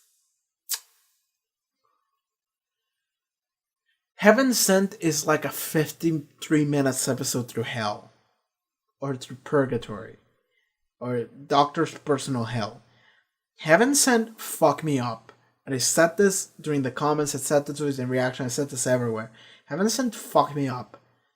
And everyone is like, this episode is awesome. I'm like, yes, that episode is awesome. But it fucked me up. And like, that, now that it's been a couple weeks, I can look back at it and I'm like, that was great. And I can understand it a lot better. I can like see it and appreciate it. It's awesome. I can go back and watch that scene of the Doctor punching the wall. It's the best. It's awesome. But when I watched it for the first time, I was just like, what? Because it was so shocking. A lot of, like, not a lot of things happened in that episode, but a lot of implications did happen in that episode. And it's just so shocking that I was just so shook watching it. And after I had watched it, that I didn't talk about a lot of the things that maybe I should have talked about. For example, how awesome Capaldi is as an actor, that he managed to carry this entire thing by himself. And it was fucking great. Because, like, then I rewatch a lot of the things about that episode, and it's like, yeah, a lot of things were awesome, and it's because Capaldi is awesome. So shoutouts to him for being as awesome as you can possibly be, to carry this entire thing and to just convey the emotions that need to be felt during this episode. Because that's the thing, I said it on, like, a comment, is that during the review of that episode, I mostly focus on, like, within the episode, like within universe talk, and I didn't approach him for like a meta point of view, but that's kind of a good thing, because if I'm not approaching it from meta point of view, I'm only thinking about what happened within the episode.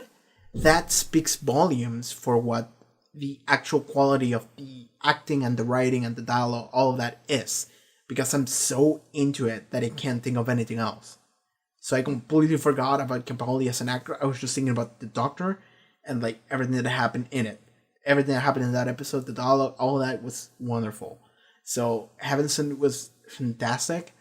And there were things that I didn't quite understand when I watched it for the first time. Because I feel like the magic of that episode is largely that you don't actually understand a lot of what it's showing you until it is revealed that this is a loop, essentially. And while I did think at the beginning that it was kind of like a time loop, I kind of lost track because I was too shook, and it didn't end up putting everything together.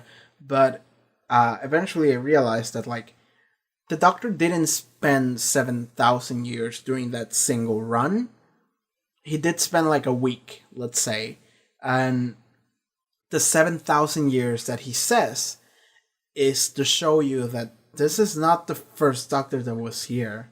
This is just one of the many. It's just been 7,000 years since he's been reliving that same wick over and over and over and over again. So we only get to see one of the many.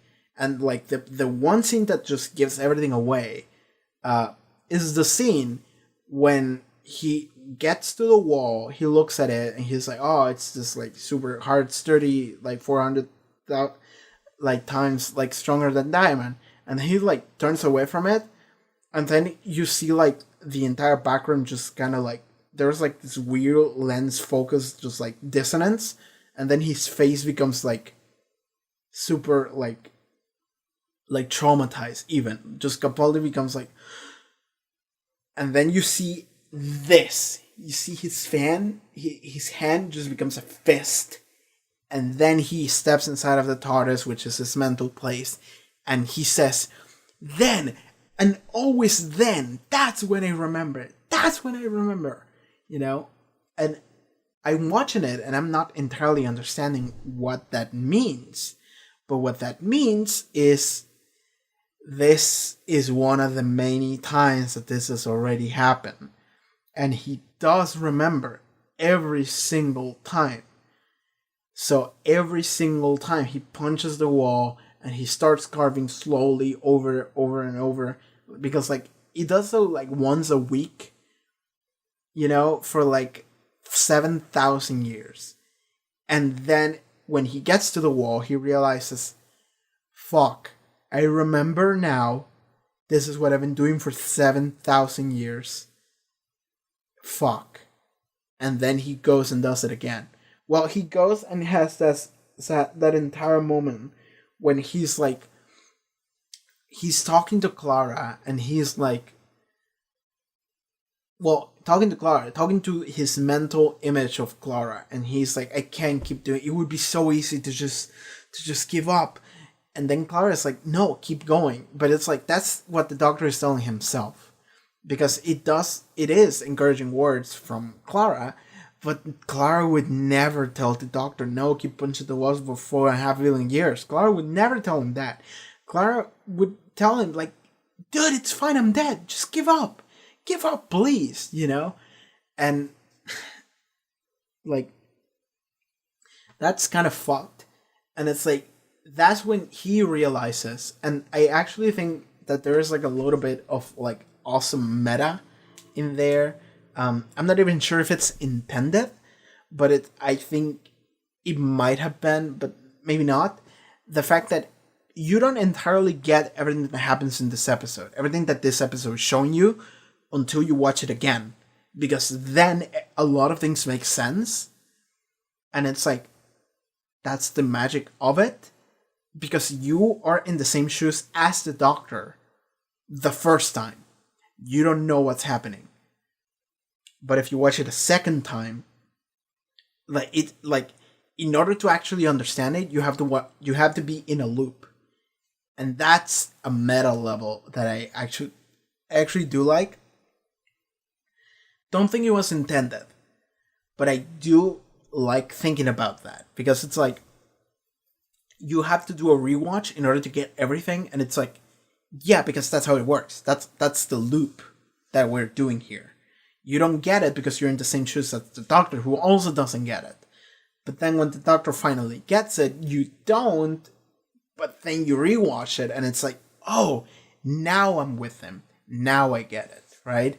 And you have to go through hell for like 50 minutes again, which is the same thing that he did. And like, it's just amazing. It's amazing. Like, a lot of the things that the episode is showing you, like, there's not a lot to remark that happens in it, because nothing happens in that episode. But a lot happens in that episode. Like 4.5 billion years happen in that episode. But it's just that it's just a lot of clues, a lot of cleverness, and a lot of good ass acting from Capaldi. And it's just amazing. But it's like, dude, like, the main thing I need to talk about Heaven Sent is that moment. Those like 10 minutes. It's like 10 full minutes of a montage of Capaldi realizing it and deciding, I have to do it. I can't give up. I need to keep going. And then he punches the wall. And it's a bit anticlimactic when he first punches the wall, because it's like, what are you doing, Doctor? Because he punches it with like epic music, and then he goes like, oh! It kind of reminds you of the fucking Jackie Chan cartoon show when he punches and he goes like, ow! And it's like, yeah, it's kind of like that. But then that makes sense because he, like, the creature, Bale, I think that's what it's called, the Bale creature grabs him and he gets burned, and then he crawls his way back to the teleporter's room. He uses it, he burns himself, and then another Doctor comes out. And he says the exact same things that he said when he got first here at the beginning of the episode, and that's like, oh my fucking god, like that feels so sad and disheartening. And then you see a time, like a time lapse of him going through the same shit that he just did, and he goes like, I would say I'm 7,000 years into the future, and then like the creature gets there, and he has the skull. He's talking to the skull. The creature gets there, and then the skull falls into the water, and that explains why all the skulls fall into the water, because the exact same loop happened every single time. So every skull gets there, and then it's like he goes to the wall and he punches it again, and he keeps saying like, and he asks how many seconds in eternity, and then he burns it, and he gets burned again. And when he punches the wall, I'm like, wait, he punched, because like that doesn't change. The wall is punched again, so it's like he's carving the wall with his punches, and after an amount of loops, the wall would eventually crumble, wouldn't it? And I'm so glad I realized that immediately, because that make the whole thing much more epic, but also sad.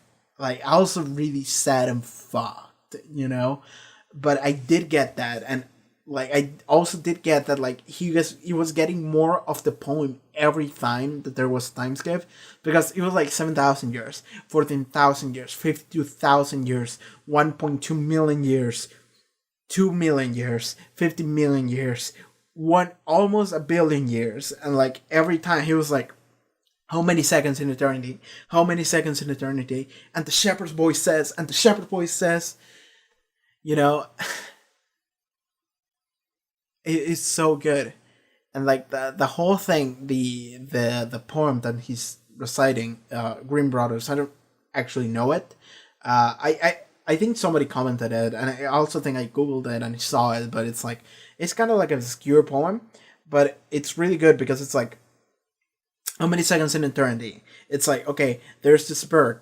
It shapes. There's this like diamond mountain, and there's this bird, and it would take an hour to fly around it or to climb over it, but the bird decides to sharp its beak on the diamond mountain, and then it does it again, and it does it again, and eventually it gets through the mountain.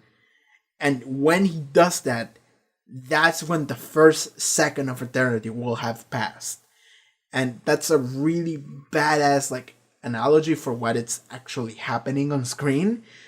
And then I like that Capaldi is like, you may think that's a hell of a long time, and then he dies again, and then he punches and says, but I personally think, and then he dies again, and then again, and then he finally punches, and you might think that's a hell of a long time, but personally I think that's a hell of a boom, and then he punches it and it breaks, and then he turns around and looks at the beetle creature and goes, personally I think that's a hell of a bird. And it's like, that's good, that's so good.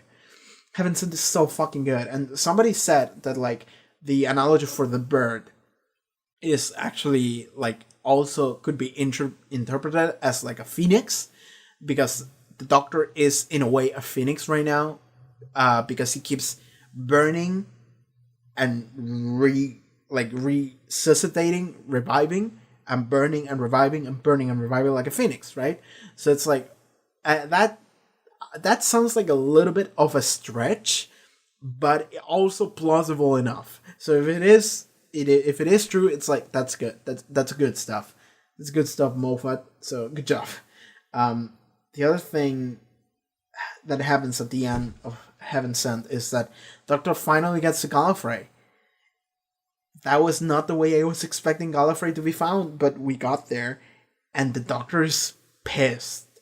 He's pissed, and he is actually traumatized. And I didn't actually grab that immediately, because I didn't realize that the Doctor was actually like... I thought that the Doctor didn't remember every single life where he punched the wall. But he did. He remembered every single time that he punched the wall. So that means he remembers 4.5 billion years of wall punching, and that would take a toll on you. That would take a toll on any normal person, honestly. Um, and like that's why we explain like the doctor's like mental being, the mental state he's in the next episode, Hellbent. So we're gonna talk about Hellbent now. That's the finale. Um, a lot happens in Hellbent, contrary to Heaven Sent, where nothing happens, but it's fucked. Hellbent, a lot happens in it, but I think it's less impactful than Heaven Sent. So Hellbent, Doctor gets to Gallifrey. Everybody is like, "Oh shit, the Doctor got to Gallifrey," and the Lord President, which is Rassilon, he's upset because the Doctor didn't give him the information on the hybrid, which is why they wanted off of him in Heaven Sent, which is why they were interrogating him, torturing him, but the Doctor didn't say them any, didn't tell them the information. He just punched the wall for 4.5 million years.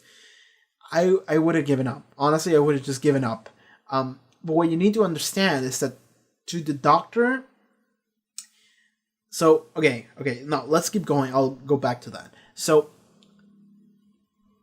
the Lord President is upset because of it, and the Lord President actually tries to kill the Doctor, but the entire Gallifreyan army and just everybody in Gallifrey goes, no. Like the Doctor saved us, you know? The Doctor saved Gallifrey. He did save it for us. He saved us all. Like, he is a war hero. And, like, because he did find that in the Time War as the War Doctor for, like, a good number of years. And then eventually he did end up saving Gallifrey, just overall. So it's like, we owed it to the Doctor. And it's like, nobody wants to shoot him. Nobody wants to kill him. And Lord President Rassilon, the asshole he is like, I'm gonna take you out myself. And then, like, everyone is just like, fuck you, get off his planet. You know, everybody just turned on him. And that was awesome.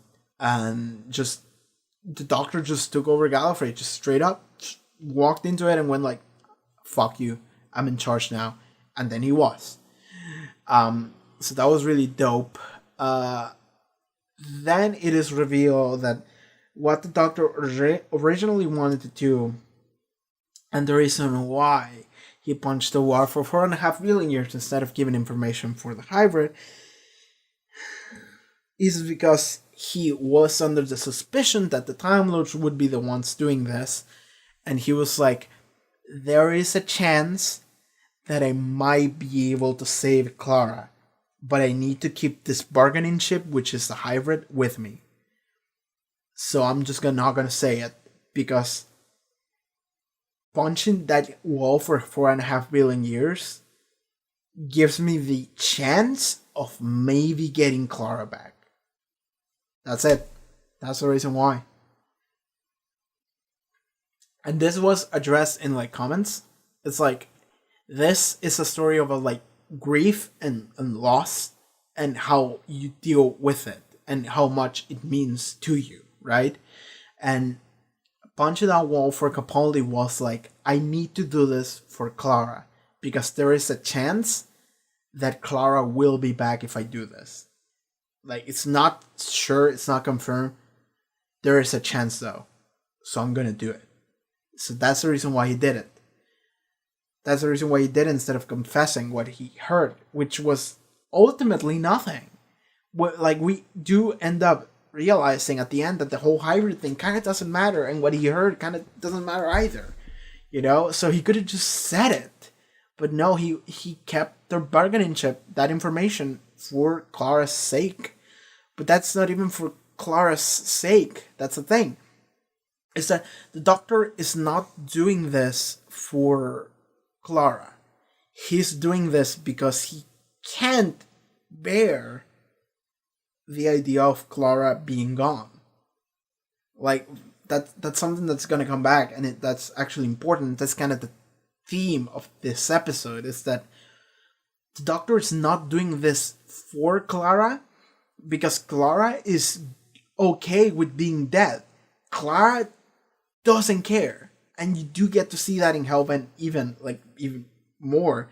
you say it a little bit in Face the Raven, but even more in Hellbent, is that Clara doesn't really care dying because she died being herself. And that's what was the most important thing to her, to just be herself, do the things that she wanted to do. And whatever happened to her, she doesn't regret that, you know? So the Doctor can't bear the idea of Clara being gone, but that's because he can't let go. He doesn't like endings. But it's not for Clara's sake, it's in a way selfish. It's kind of for his own sake. And that's kind of the reason why the Doctor is in the wrong here, and the Doctor kind of becomes the bad guy in this episode. Not really, but the conflict comes from him and Clara. And like that's the thing about this entire finale, is that in this finale, here's the thing, is that I was, it's not that I was disappointed, but I was not expecting this finale to go this way. Because I was expecting, like, maybe Misa will come back, maybe, I don't know, Davros might come back. He was in the premiere, so maybe he'll come back to the finale. Time Lords, sure, we can do Time Lords. It's been a while, so we could probably do Time Lords now. And we did do a little bit of Time Lords, but the thing is that there wasn't a conflict for the main characters to solve. The main characters were the conflict, you know? It wasn't a matter of, like, oh, Cybermen are invading, or Daleks are just fucking people over, or like, oh, the Time Lords are, again, just gonna ram their planet into Earth and just kill everyone. Like, none of that happened. The main characters, the Doctor and Clara, they were the problem. They were the storyline. Their relationship and, like, how they feel about each other and the events that happened to led to Clara's death and Clara's death itself, that was the conflict. The main characters were the conflict.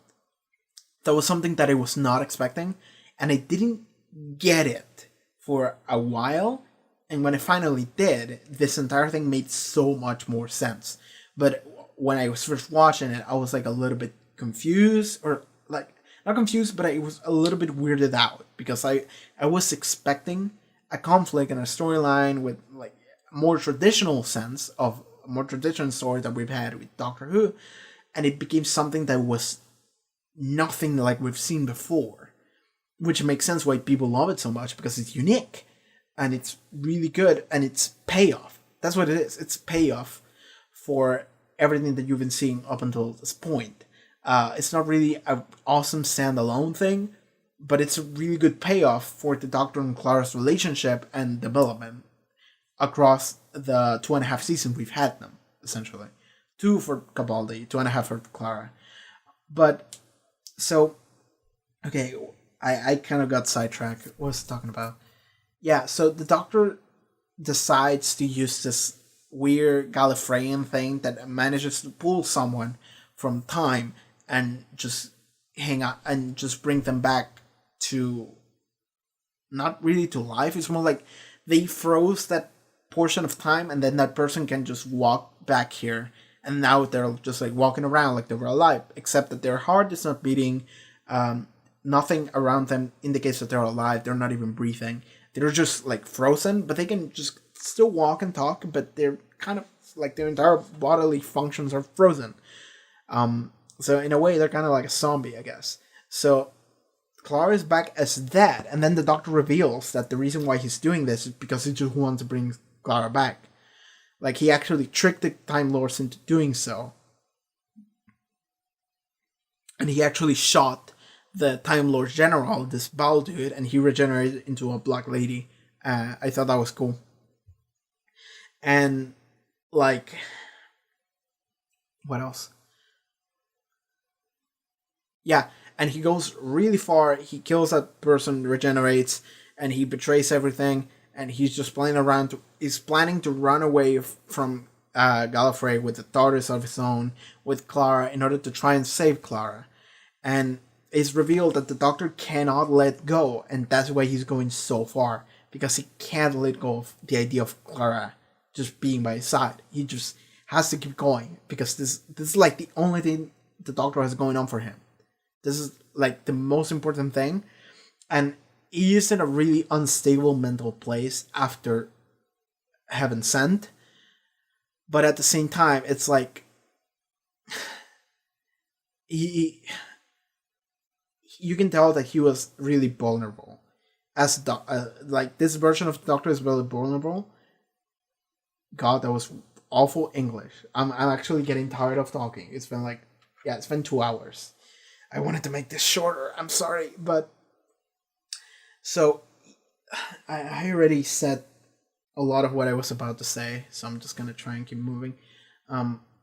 But eventually, what comes down to is that the only way this can stop is by someone forgetting. And the Doctor tries to make Clara forget that he even existed, and he's gonna put Clara safe somewhere so nobody can track her and she can just live her normal life and be happy.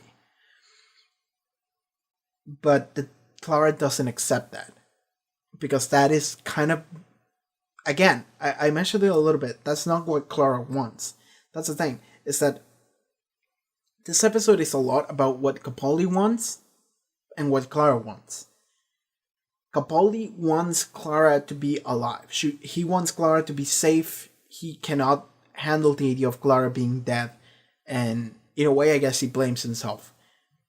But Clara, the most important thing to Clara is those memories, those journeys, those amazing things that she saw, those amazing things that she did, those experiences, and the way she acts and the person that she is. That is the most important thing about Clara. She doesn't care if she died, and she doesn't care that she did die, because that's the thing about Hellbent, is that we get to see a Clara that has already came to terms with death, and she's like, oh yeah, I'm dead. And she doesn't care, because like that's the thing, Clara doesn't care about just dying, because she died doing what she loved, essentially, being the person that she wanted to be. Capaldi cannot handle Clara being gone, but Clara, like, that is coming from like a selfish position, because that's not what Clara cares about. What Clara cares about, and the one thing that Clara could not possibly let go of, is forgetting about the Doctor, forgetting about the journeys, because to Clara that is the most important thing. So it does come to this point of like, the Doctor tries to erase Clara's memory, because to the Doctor, Clara surviving is important, more important than anything. But to Clara, she cannot accept that, because to Clara, the most important thing is not surviving, is the things that she did, and remembering them. So to Clara, that is the most important thing. So, and it does end up coming to that point, and Clara says that she reverses the polarity of the thing, and it turns out that it's true. And when they use it, the Doctor is the one that forgets about Clara. And so the Doctor ends up being like, everyone shows up to like an English, to like an American diner. Like the Doctor was at the diner, and then Clara's there, and she's the barista or whatever. And she serves him something or whatever. And the Doctor tells the story of Clara and whatever. But the twist at the end is that the Doctor is the one that actually doesn't remember Clara, and Clara is the one that does remember the Doctor, because at the beginning you get the impression that maybe that's a clone of Clara that we've seen in Series 7, and the Doctor knows about Clara, and he's just talking to her as like a final goodbye, even though it's not you know. But no, it's the other way around. It's the Doctor, the one that doesn't know anything about Clara. He does know about Clara, but he doesn't know what she looked like. He doesn't know what she said. He just can fill in the blanks, but he doesn't know the specifics. And that's like a sad goodbye scene, because the Doctor doesn't even know, but Clara's like, yeah. Because like that moment when Clara's like, it could even be me, and the Doctor's like, no. If there wasn't one thing that I'm sure about, is that if I see her, I would know. And Clara's like, okay, he has zero idea. He's never gonna remember me. That's kind of sad. But then Clara takes off in this like stolen TARDIS that looks like a fucking US diner with a shoulder. And that's fun, because Clara, that is the most Clara thing, is that she leaves and she's not like, I'm gonna go back to Gallifrey so I can properly die, because that needs to happen.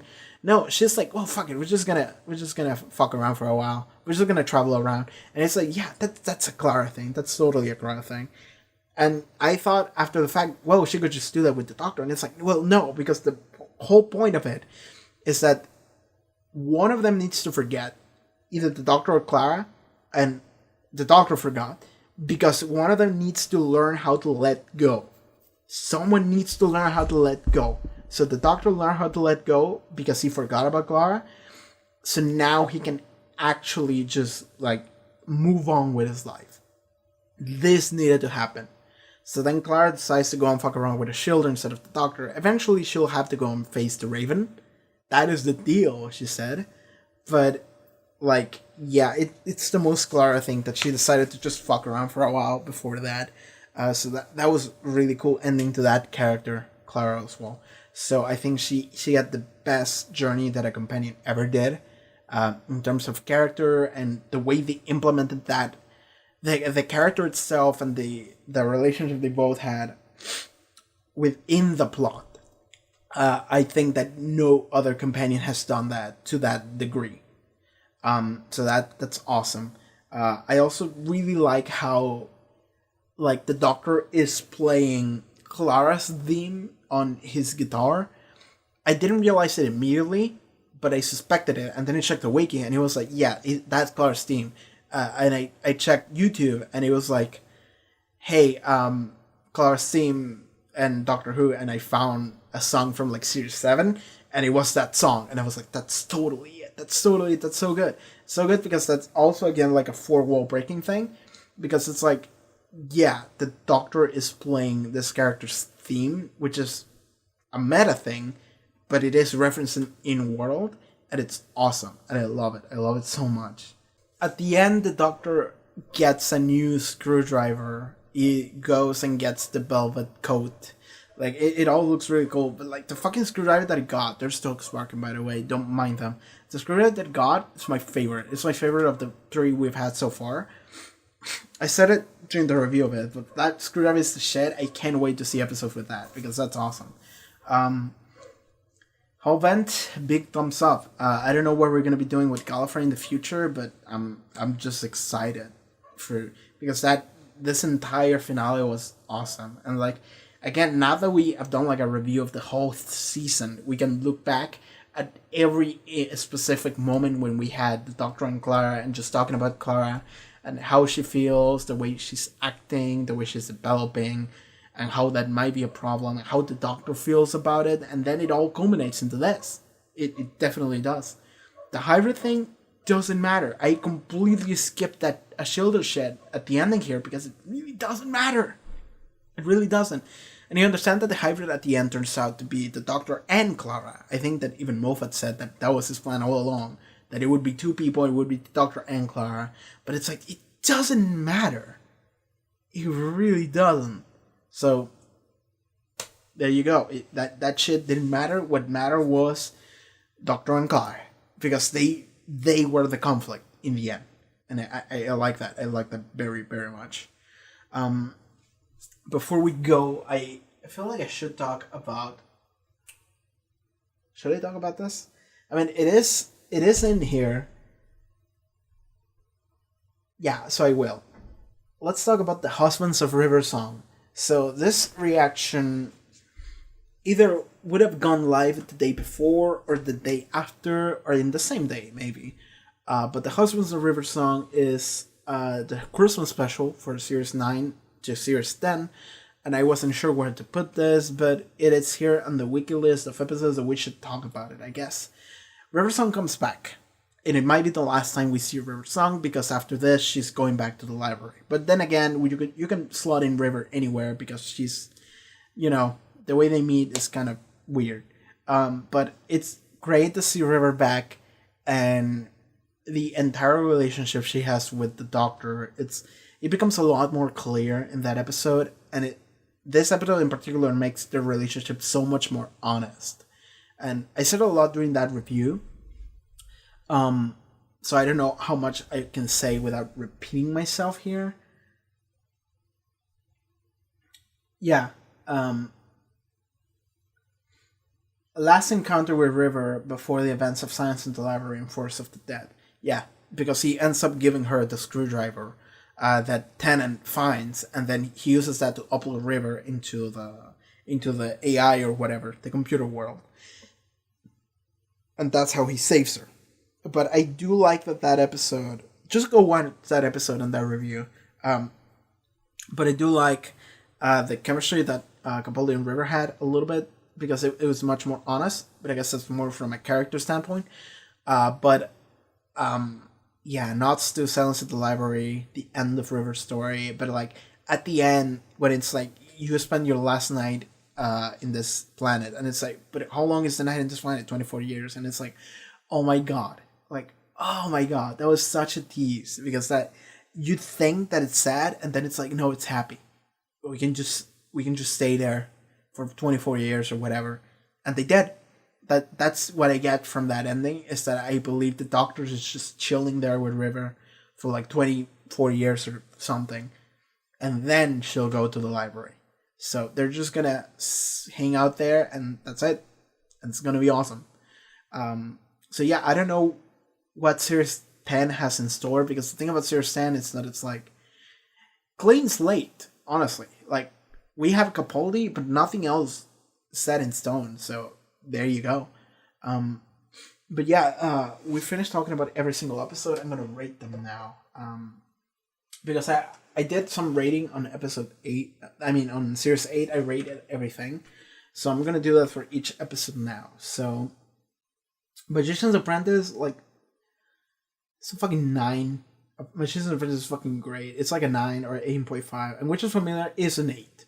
I think it's not as good as Magician's Apprentice, but it's still really good. So it's an 8 or 8.5. Well, Magician's Apprentice is an 8.5 to 9. Under the Lake, let's give it a 7.5. It's good, but it's just a setup. Under the Lake was like a 7.5. Before the Flood, okay, I remember Before the Flood, and I remember what I said when I finished that. I said that it was like essentially like a 9.5.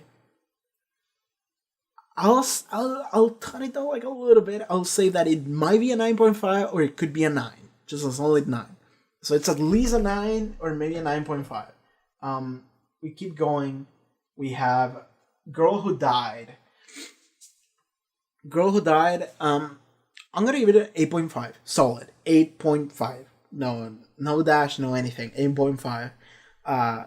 Because there's some really cool stuff in it, and it's a really fun episode. And ultimately, the Ashildr thing doesn't really go anywhere. But it is a good episode. And it is a fun episode, and it does have that scene with Capaldi of like, this face, this is where it came from. And like, all of that is just amazing. It does have some nice setup for the end of the finale with Clara, so good. Just good stuff. Woman Who Lived. Okay, no, that would be a lie. Woman Who Lived, I'll give it a 7.5. Yeah, 7.5. Sure. It's like the same as Under the Lake. I feel like it's on the weaker side this season. But it is touching on some interesting stuff I said about the immortality thing, and then Sam Swift the Quick or whatever, and how he approached life, and how the Doctor is like, this is how you need to approach life, and this is why you need people like this around you, so you don't become such jaded, isolated asshole. You need to actually remember what's important. Like that was a really good episode. But sadly, I would say it's on the weaker side this season. But that's just because the bar this season is set so high. So there you go. Saigon Invasion. Saigon Invasion. I'll give it a 7.5 again. I would tie Invasion with Women Who Live and Under the Lake. Again, like Under the Lake is like mostly set up for what's going to happen in Inversion. Actually, I could say it's a 7. Just a straight up 7. Because it is set up, but there's not a lot of good stuff in it. It's just set up. Okay, like, fuck it, let's just say that. Let's say that Invasion is a 7. Inversion, though. Inversion... It's fucking 10. Let's just say it's a 10. 1 point for every minute we spend in the Black Archive, and the rest doesn't matter.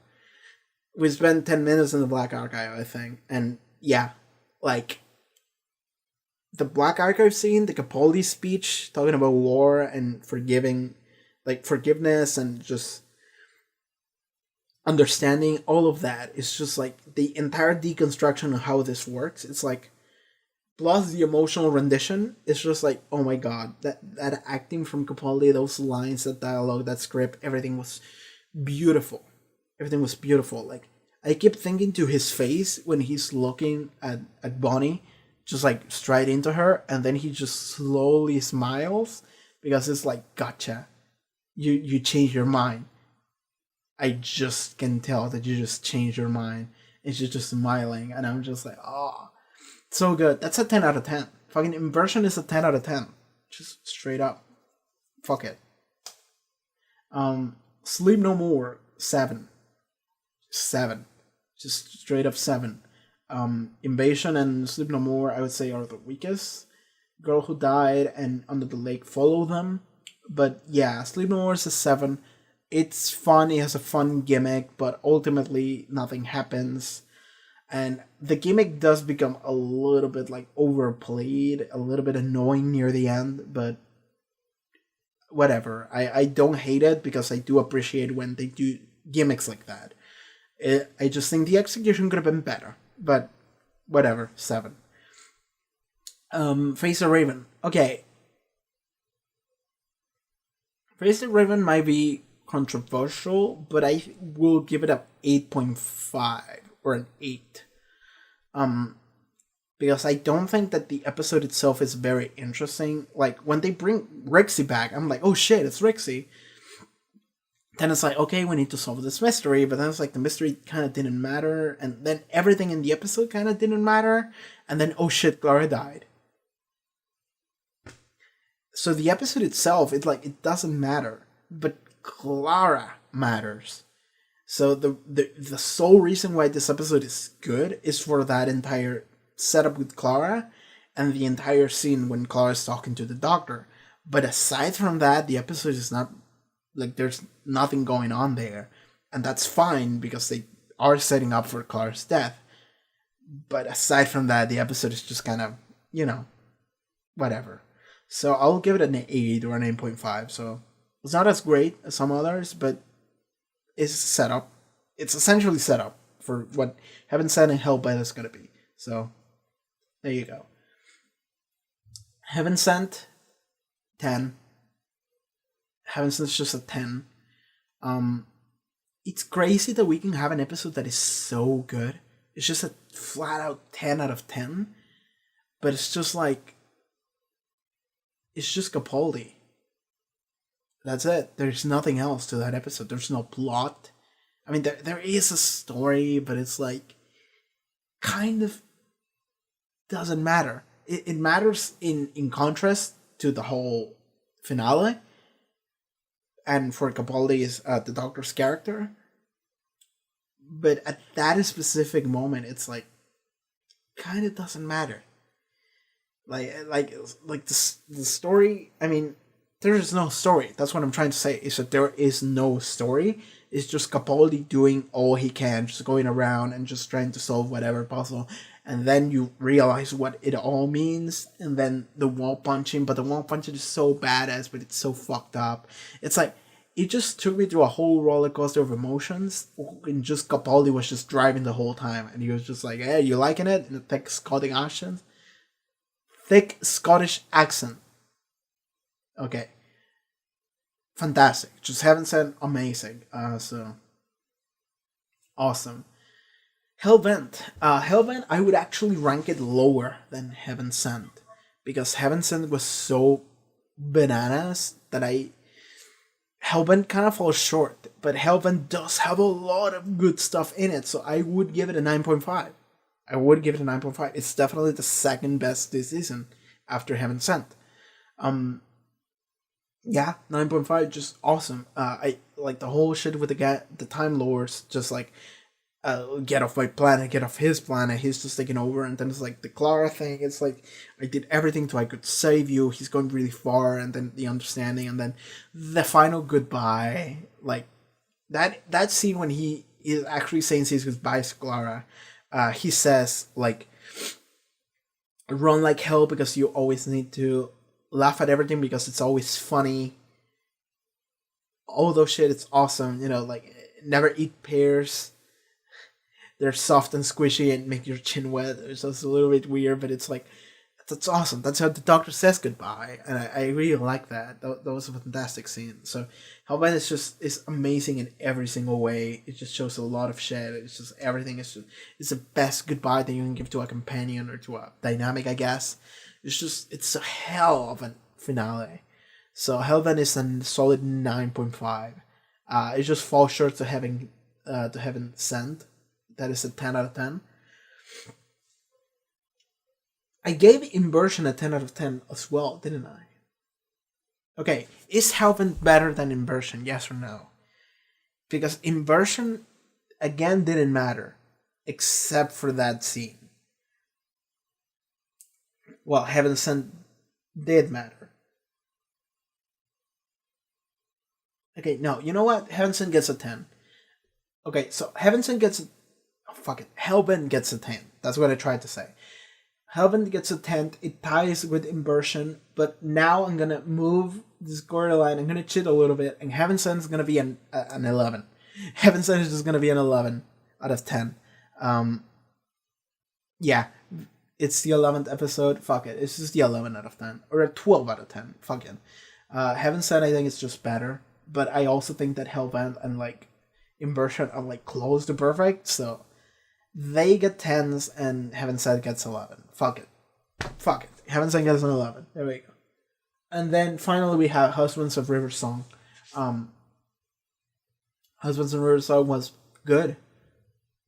Yeah, it was good. It was pretty solid. It was one of my favorite River Song stories, if not my favorite. I wouldn't say it's as good as like the episodes that I just mentioned though. I will give it an 8.5. 8.5 sounds pretty okay. It was fun. It was nice. It was a nice relationship closure and understanding to River, to the Doctor, and to Peter Capaldi's Doctor, the Dwarf Doctor. It's great. Just good Christmas special. It did tie a couple things to River, to Silence in the Library, so that was fun. But yeah, good stuff. I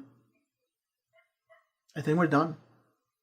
We're finally done. We've been doing this for like 2.5 hours. Yeah, 2.5 hours.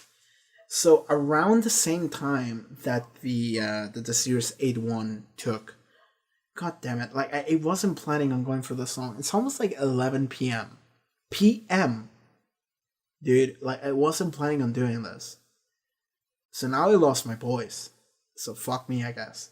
But I'm gonna try to edit this maybe tonight, maybe tomorrow, and I'm gonna need to get it out for around the time when Riverside needs to go out live, which would be 2 days from now for Patreon. So yeah, that's it. That's it for this Doctor Who Series 9 talk, discussion, final thoughts, whatever.